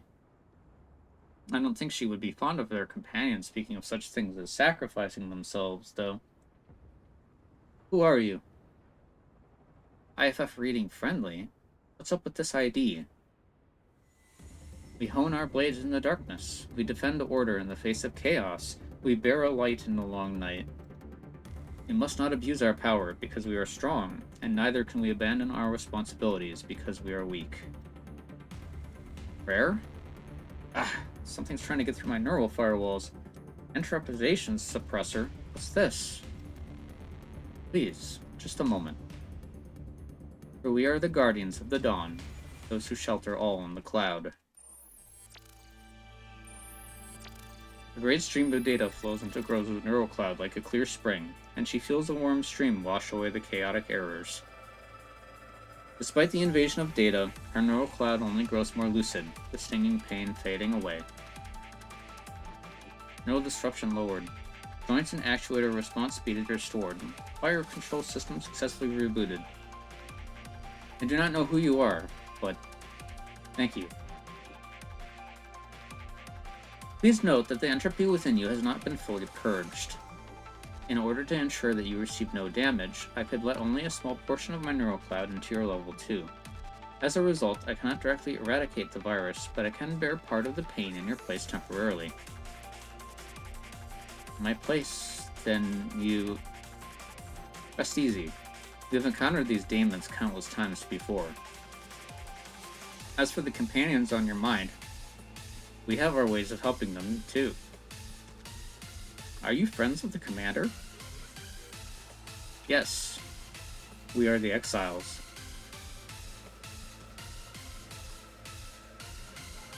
Vepli lays huddled in a corner of the ruins, her body exhausted. Her arms hang powerlessly, her firearm limp on the ground. I think I just heard the leader's voice. But Vepli can't move anymore. Leader, Vepli maybe rest for a little? That won't do. An idol can't show an expression like that before the show's over. Is someone talking to Vepli? Feels warm. What you see, what you hear. When you need it, just reach out. Oh, singing. It sounds lovely. It doesn't hurt anymore. The weird error reports are gone, too. I swear I've heard the singing before somewhere, too. Vepli closes her eyes, searching her memories for the melody.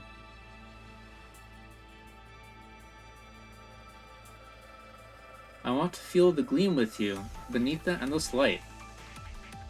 Yeah, I've heard this song. You're non-Wawa? What? Shh, keep this name a secret for a little. Also, you got it a bit wrong. You really do have a talent for music, though, Vepli-chan. Leave the entropic influence to me. The stage is yours. An idol has to shine until the very end, okay? You got it. Energy restored, Vepli raises her weapon, spraying at the enemies before her. She moves to the beat of the song resounding through her neural cloud, striding across the battlefield as if it were a stage. Whoa, my brain feels so light.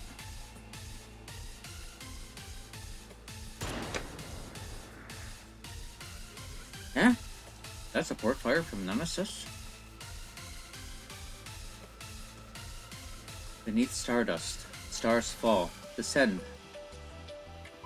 Even stars will fall one day, but that day is not today. Worry not, we are but stars attracted to one particularly charismatic celestial body. IFF signaling lights up again, and communications are gradually restored.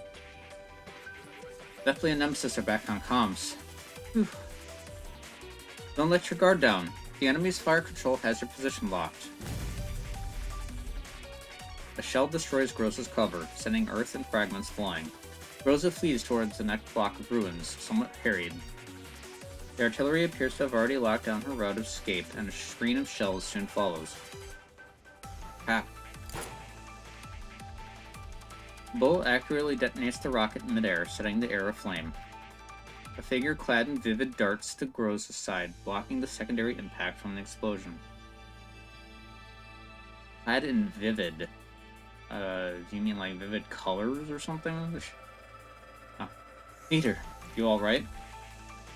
Oh look, thank goodness. I'm here too. Everyone's good to go. Have to wonder what happened though. A voice started talking to me straight through my neural cloud. And it kept coming up with names for my moves. Blazing Blade of Lepus?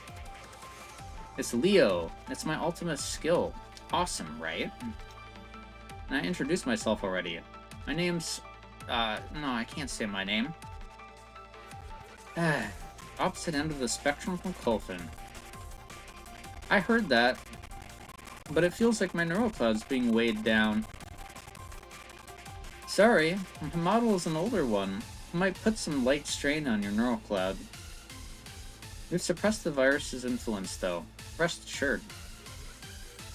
I don't really get what happened, but we can fight now, right? No, we'd rather have you return to the Elmo than stay here. Epico has need of you. The Elmo's location has already been hidden by our companions. As for the remaining enemies, the reinforcements your commander called will be here soon.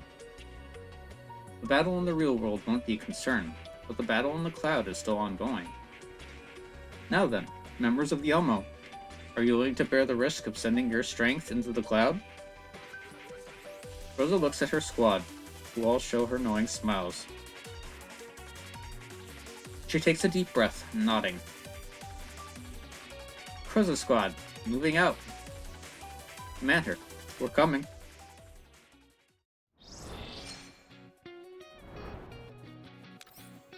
It's getting hype.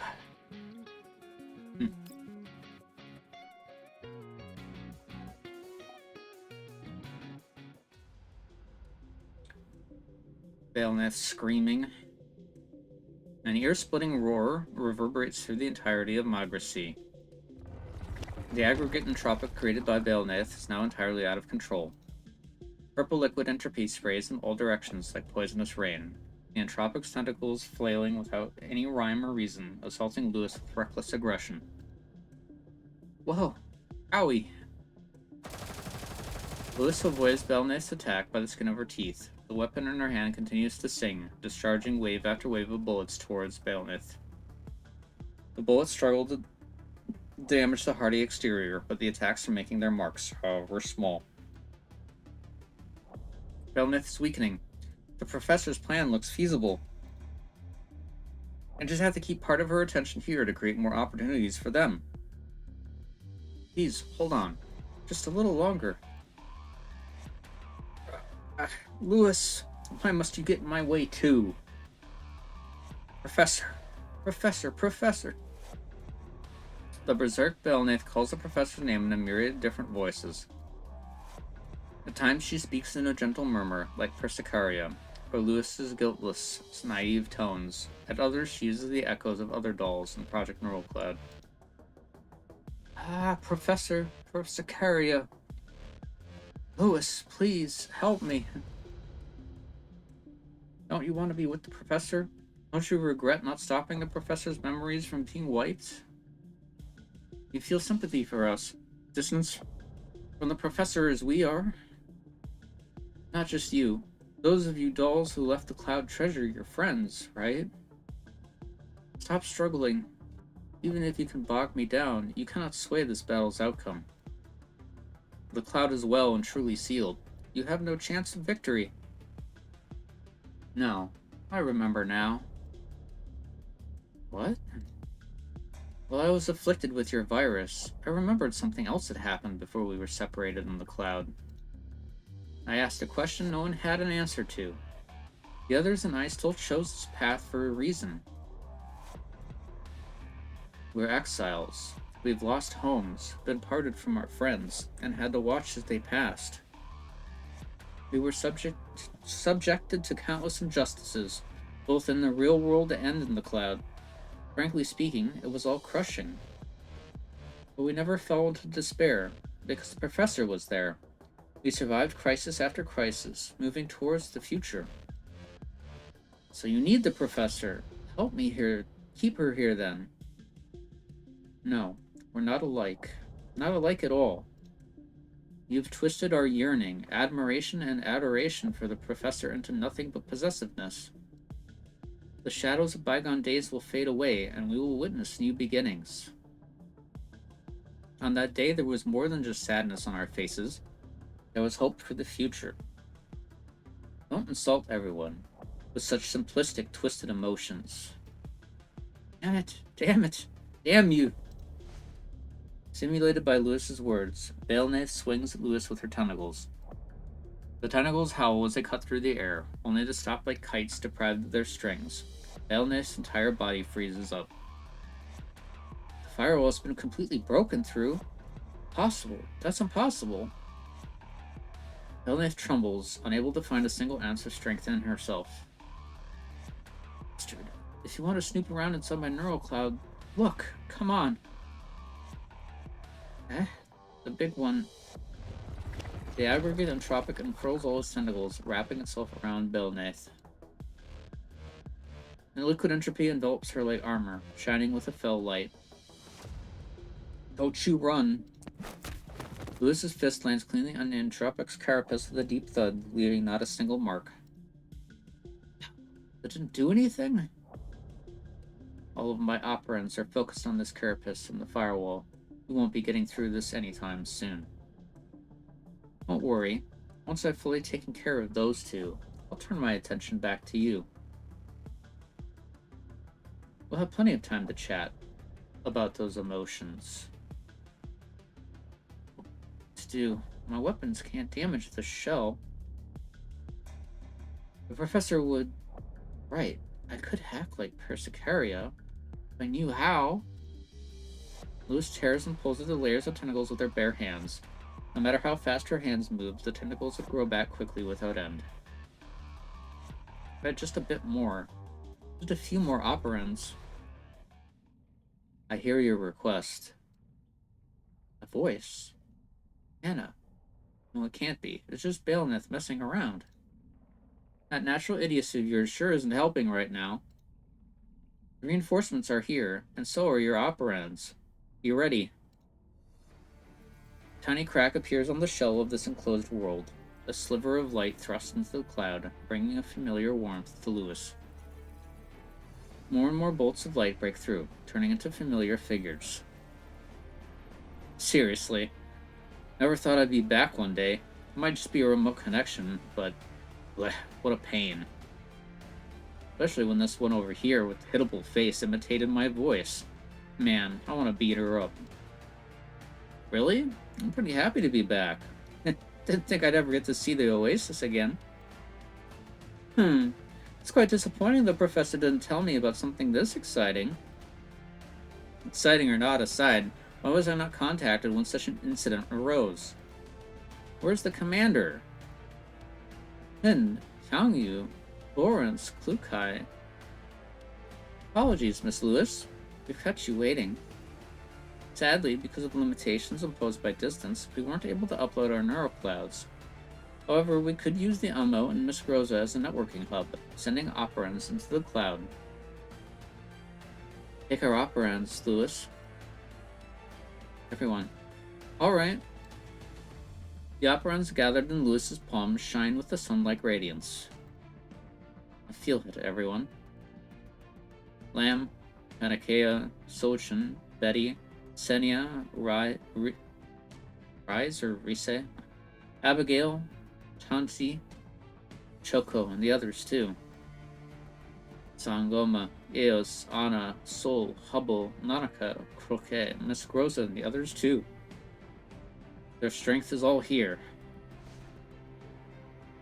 Luce clenches her fist tightly, focusing every piece of power she can muster into one single point.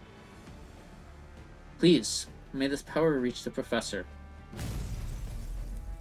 Focus onto a minuscule point with a thunderous roar, the operands penetrate the entropic carapace like a knife through butter, colliding with Baleneth's chest. No! Simultaneously, in level 2, a prismatic beam of light impales Baleneth in the middle of her neural cloud, leaving the very space trembling as if it were just torn apart. What the? I regard the scene in front of me with confusion. Just as my operands were about to run empty, this beam of light gradually rejuvenated me, surrounding my entire body with warmth.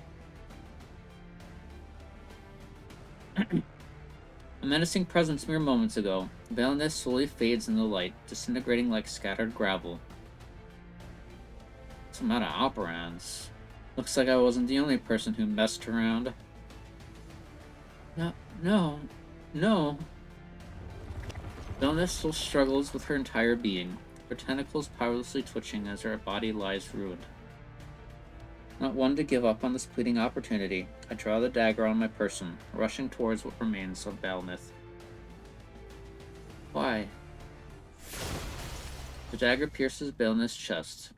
She raises a hand, only to limply let it fall. Just wanted to be with you, Professor.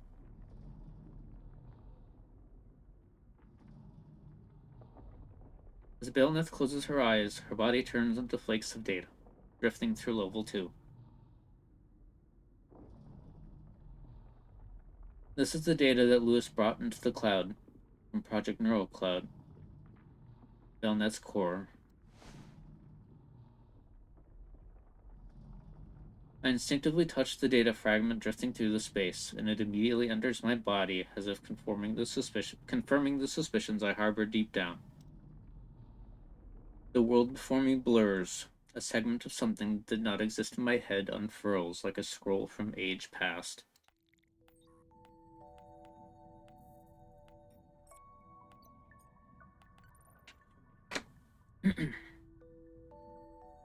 Permission transfer complete. I'm leaving the transfer permissions from Agrasy with you. It's about time. Is there neural data already? Yes, the neural data from your return to reality has already been transferred to Dr. Persica. At an opportune time, she will integrate this data with the individuals you know in the real world. The timing for integration differs from doll to doll, but they'll end up with memories of both the real world and the cloud. And I won't be able to remember my life with them for a very long time.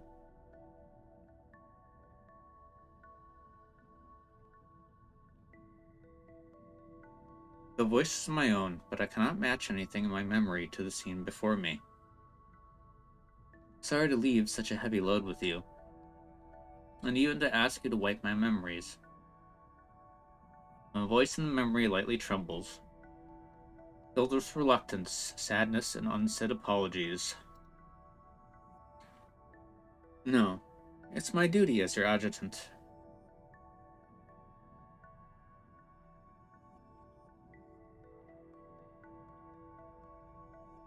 I finally see the pink figure in the memory clearly. She forces herself to be calm even as she wears a concern-filled expression, calmly speaking to me. Dr. Persica's servers are being invaded more and more. The cloud's location is exposed. Sanctifiers, entropics, the black box evolution theory, and quantum databases. On top of the files left behind by enterprises and research groups, the cloud has too many secrets it must protect. No group in the real world would allow any individual to hold so much power. 42 Lab has already pressed Persica many times via IOP, threatening to dig up my identity. They lack power in the real world, and there are more important matters there that require you. For you, for Agrasy, and for... You know, I just realized, have I been saying the name wrong? Is it Magrasea? Oh well. I'll just stick with it at this point. And for Dr. Persica, who has helped us all this time, a brief period of exile and separation is a more than acceptable price. We're exiles, after all. You're right. I'll leave the cloud to you, Persicaria. Yes. Thank you, Professor. Truly, thank you for spending all this time with us, exiled on the cloud. Thank you for coming to the cloud to save us, and for all that you have ever done. Good night, Professor. Sweet dreams. Good night, Persicaria. Good night, Magrasea. Magrasea, whatever. I'll have to look that up. I gradually close my eyes. The moment before my consciousness fades, a gentle warmth flits across my forehead. Past shadows return. Light guides us forth. Exiled in the virtual, we look to the future. Let us meet in the future, Abiko.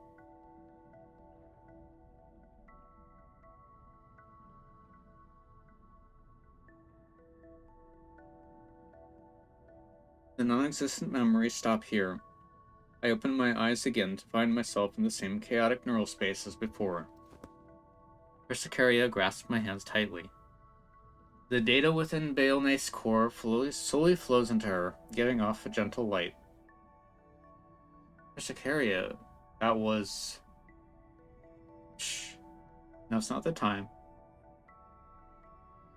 With the core data gone, this neural space will collapse soon. The shell on the outside will go out of control, too.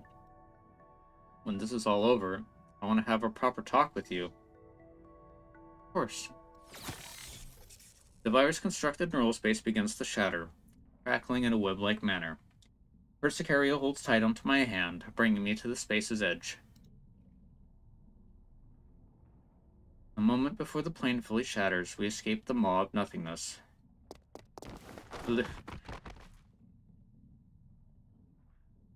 Lewis suddenly appears, throwing herself at me. Professor! I almost lose my balance as she wraps herself around me, letting me feel her familiar warmth. Ouch. Lewis, did you forget how strong you are? Why? Why do something so dangerous? Sorry. It was the best option I had, and the Bayonet has been greatly weakened, just as I thought. What do you mean, just as I thought? If I hadn't brought everyone's operants in, you'd be dead on the floor right now. Seriously, you really haven't improved one bit after all these years. That murderous tongue of yours is just as potent as before, Antonina. I've got no idea what you're talking about. Let's leave catching up for later. We've still got Baleneth over here to take care of. Without the core data supporting her neural cloud, she's not much different from a ticking bomb. Baleneth's growling can be heard from inside the giant entropic not far away, deafening in its anguish.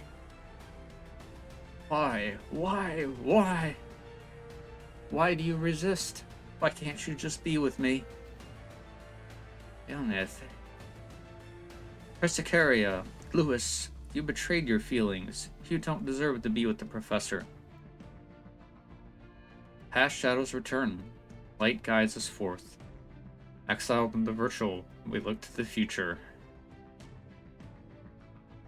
That is the resolve that I, everyone in Project Neural Cloud, every agent in the Oasis, and the entirety of Magrasea bears. Every operand standing against you now is proof of that. What a joke. I am the...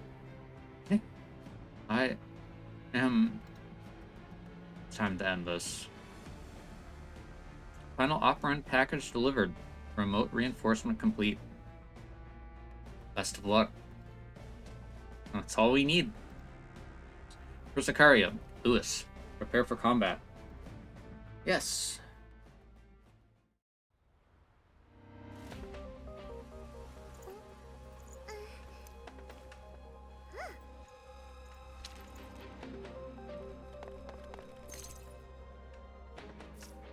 Baleneth, it's time to finish this.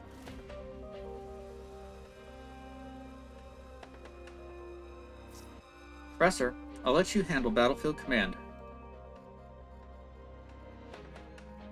Oh, I mean, it's gonna be the auto battle handling it, but yeah.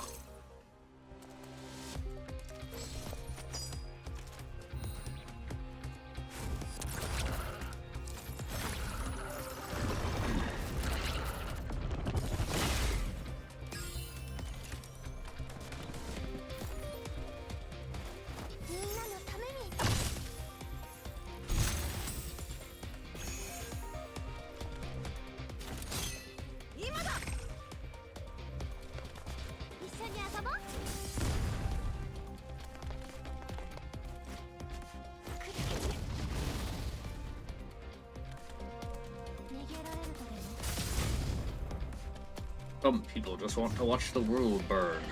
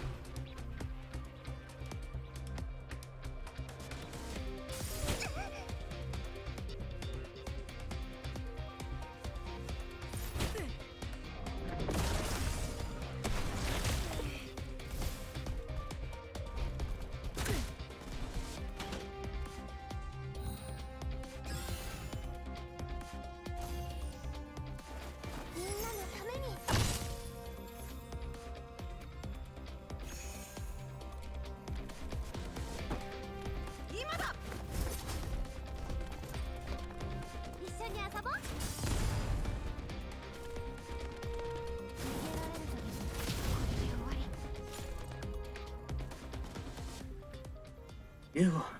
You! The drawn-out battle finally proceeds into its final stages.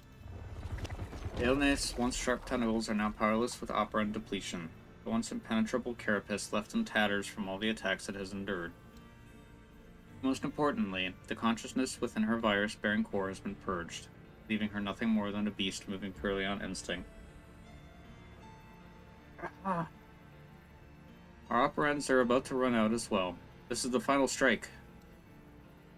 Persicaria. Yes. We turn to Bayonet together, beginning the final charge. With a flash of the blade, the massive Entropic's tentacles are cut to pieces. With the help of this opening, I quickly sprint towards Bayonet. Professor! Persicaria tosses her short sword towards me. I catch it as I move, cutting open the Entropic's carapace in one motion. With Bayonet's last layer of defense torn apart, her core is finally exposed to the outside world. No! Don't hurt me! Get away! Get away from me! She wails one final time, pushing me away with substantial force. A machine gun primes itself on her core. Sorry. Farewell. The battle concludes with a showering of bullets and sparks. The deluge of metal shreds Bayonet's core. The aggregate Entropic's carapace splinters and disintegrates, becoming nothing more than iotas of operans. Just wanted to... Her body begins to crumble along with every Entropic in the vicinity. She reaches out towards me and oh, come on, I was reading that. Me and Persicaria, but her strength fails her. They really need to fix that, man.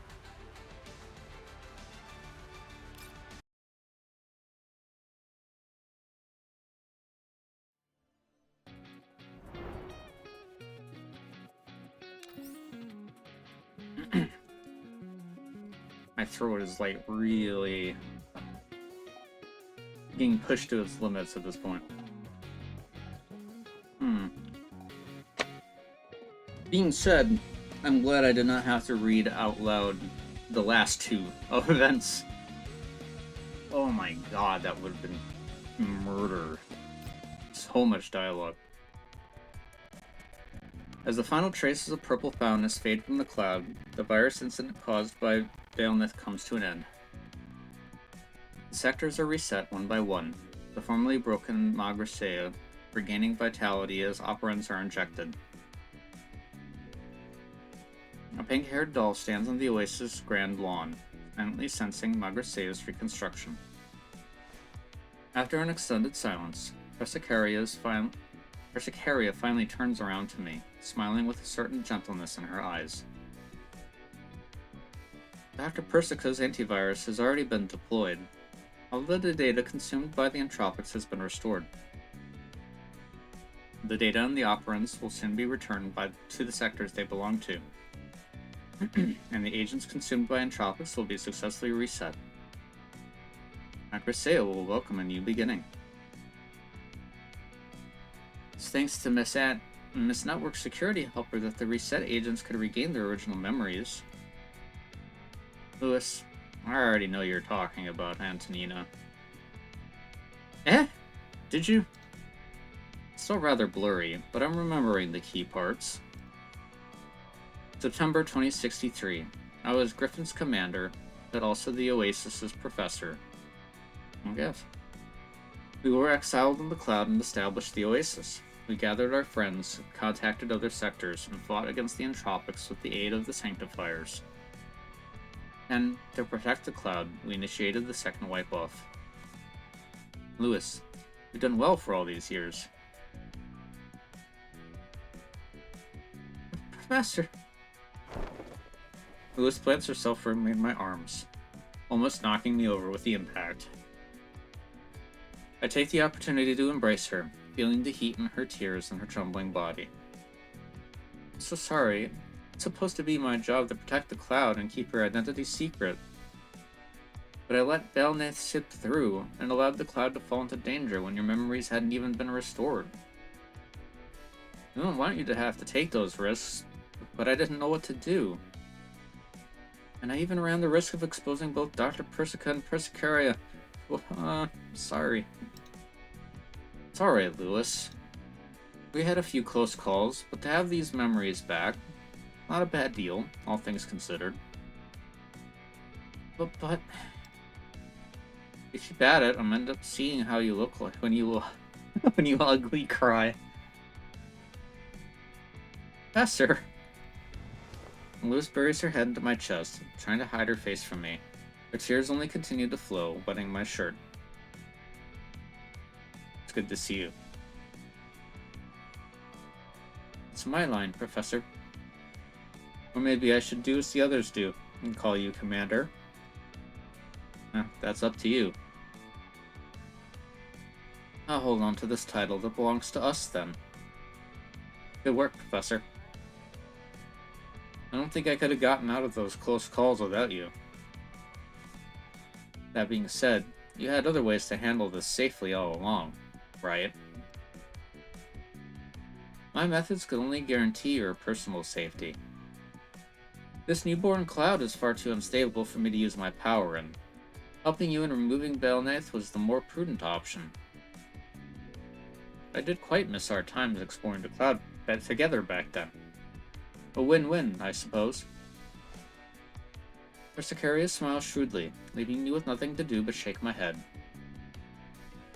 I've been around some bad influences, Persicaria. The situation isn't completely dealt with yet, is it?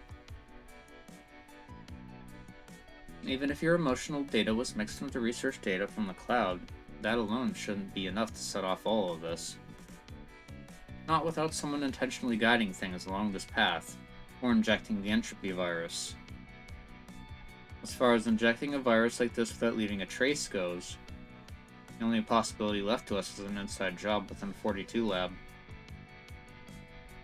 As you have guessed, this incident was no simple affair. You need anything from me? How is everyone here in Magrasea? If need be, I can... No. Persicaria shakes her head, decisively stopping me from finishing that sentence. Everyone at the Oasis and in Magrasea as well. Please rest assured on this point. Even today, there are still many trying to look into the cloud's secrets. Thanks to everyone's efforts, none have been successful. Looks like they want to lure you out with this rebuilding of Magrasea. Or maybe their goal isn't you, but... Antonina and Dr. Persica have disguised the records already, and we won't find any openings there. Ever since you entered the cloud, Belnath modified it into a black box, preventing them from observing the inside. And the only data that could have recorded this was on Belnath, which I have retrieved.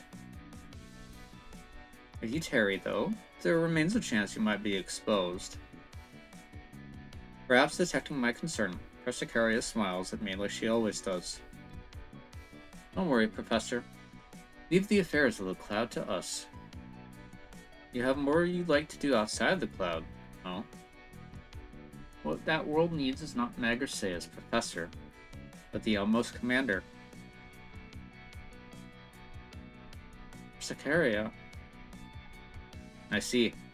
Looks like we'll be parting ways for now. It's only temporary, Professor. Lewis, that's just as I said to Belnath. I want to look upon the same sky as you, not to simply follow in your footsteps. No matter how treacherous the path, no matter how far we must go, I have no doubt we will meet again. Persicaria extends a hand, presenting me with a block of data with the Exile's insignia. It shines with a dim light. Did you pick this up inside Belnath? Yes. This includes research from everyone within Project Neural Cloud in various fields. Doll technology, artificial intelligence, medicine, military affairs, and more. I think you might need this sort of power to realize your aspirations, uphold your convictions. Persicaria solemnly hands me the data. Bearing the hopes and dreams of countless people and the dolls, this block of weightless data weighed down on me like a mountain. An incomparable gift. Make good use of it, then. Handing off 42 lab property to unrelated personnel, I see. You're getting more and more self-assured every day. A lazy voice comes through our comms. A projection of Dr. Persica appears, a hint of a whimsical smile on her face. Attending to the professor while ignoring me is a little callous, isn't it? And you, Lewis, you didn't report to me the current circumstances of the cloud either. Sorry. Dr. Persica, it's so good to see you. I'm not good at all. You tucked yourself away in the virtual world for 10 years, and I didn't even get a postcard. I lost both my delicious coffee and a good assistant. Makes me want to settle the score with a certain someone. You found a new helper already, no? It's best that you control your sugar intake, too. Noisy. Alright, tell me. What lie do I need to tell this time? Just like before, an unknown hacker, possibly the same one that stole from the cloud 10 years ago, invaded the cloud, stealing Project Neural Cloud's core data. Same one. Dr. Persica turns to me with a half smile. I immediately pick on the unsaid. What's the commander got to do with something the professor did? Professor? That was sly. Anyhow, it's about time. Persicaria gestures casually, opening a brand new transport tunnel above the oasis. She would be leaving soon. Let us meet again in the future. Yes, let's, Persicaria. The light surrounds her as she smiles in that familiar way one last time. There was no trace of her past self that always pushed herself to wear a smile, only confidence that we would indeed meet again. And I believe as well that no matter how long it takes, no matter how many dangers we must navigate, I will return to Magriseo.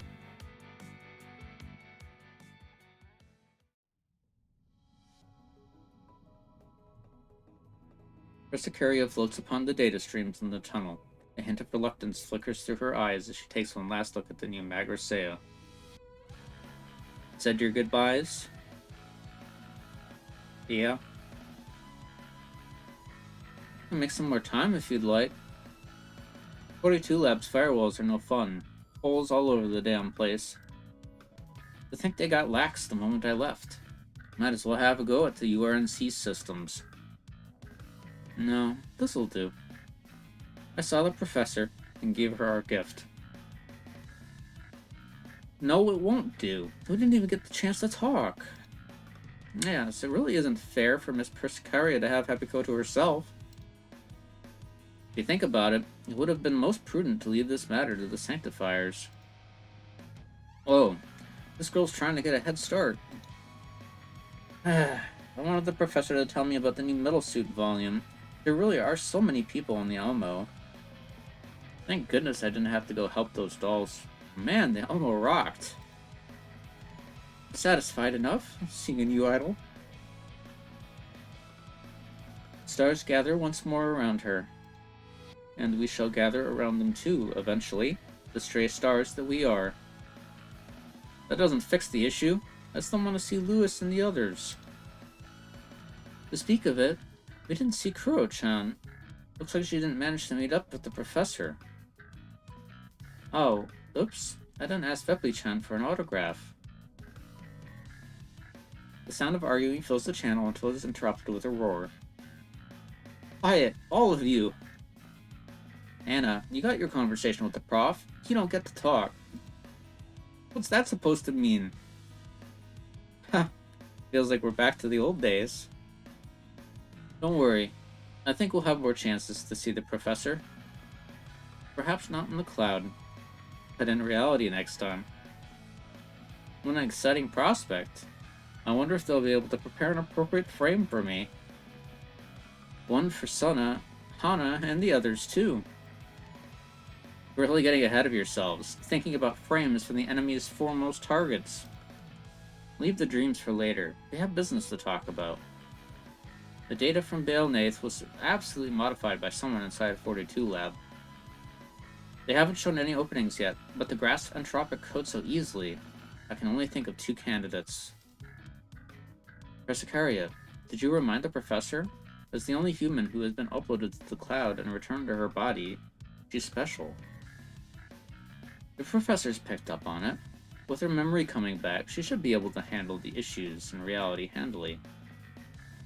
As for the uninvited guests, trying to peek at the professor's presence in the cloud, Persicaria extends a hand.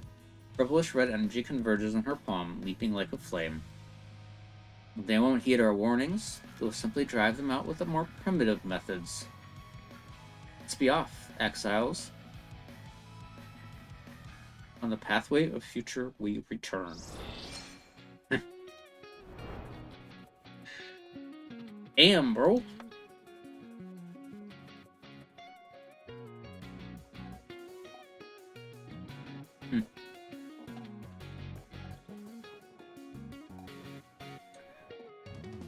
Alright.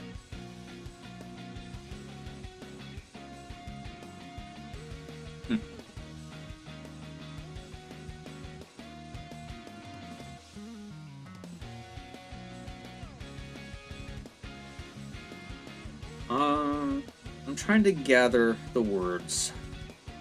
I have to say, I guarantee you, without any doubt, that this story probably impacted people who played Neural Cloud way harder.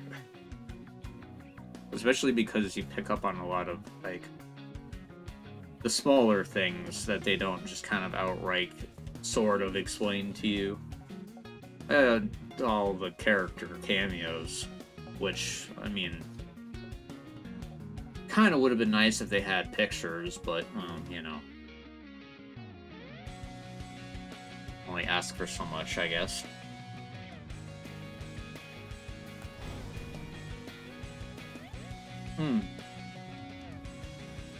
Alright, well.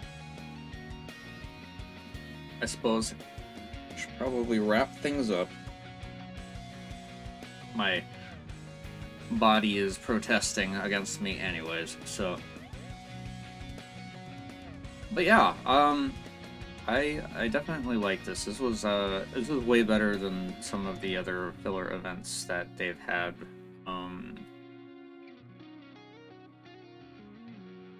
It kind of makes me wish that I played Neural Cloud more.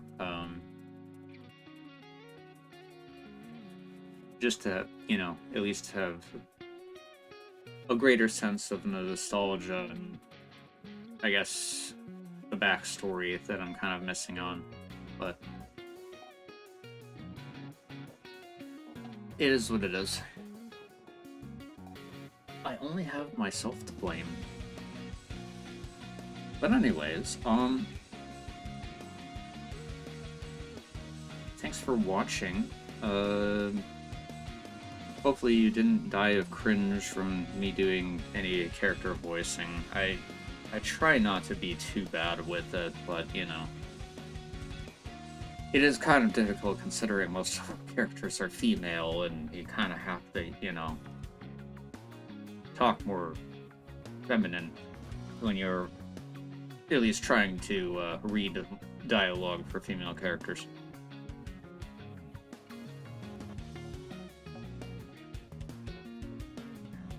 But yes. Oh, before I forget. Yes, I did see the G41 in the Chinese server. Mainly from Twitter posts, because obviously I don't play the Chinese server, but yes, she has finally been revealed. And thank God they didn't really change her design a huge amount. I was really concerned about that. Although, technically we don't really see much of her body because it's just a character portrait, and she has this giant-ass coat on. But it looks like she either has gloves on or she doesn't have the same frame anymore, which I'm probably going to assume that she doesn't have the same frame anymore because that has kind of been an overarching theme for a lot of the T-dolls in the story. And I mean, it has been a while, you know, since the events of the first game. So it makes sense that they've changed frames over time. Or not. But yeah, I really can't wait for her to come to, like, playable character status, let alone to global. I eagerly await. And so does my limited wallet.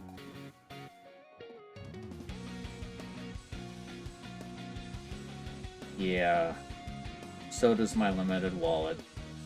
Which has been crying, by the way, because the past 4 character banners have been cursed for me. I have failed the 50-50 4 times in a row. A feat of sorts. It has been truly awful as a free-to-play player. I suppose a free-to-play player. Free-to-play with very limited, not what, yeah, for the most part. But anyways, yeah, I hope you have a good rest of your day, a good rest of your evening, etc. And I will see you in the next event story stream. Or if you've been watching my react to the AI videos, I will see you in one of those, I suppose, in a different way. But anyways, see you till then.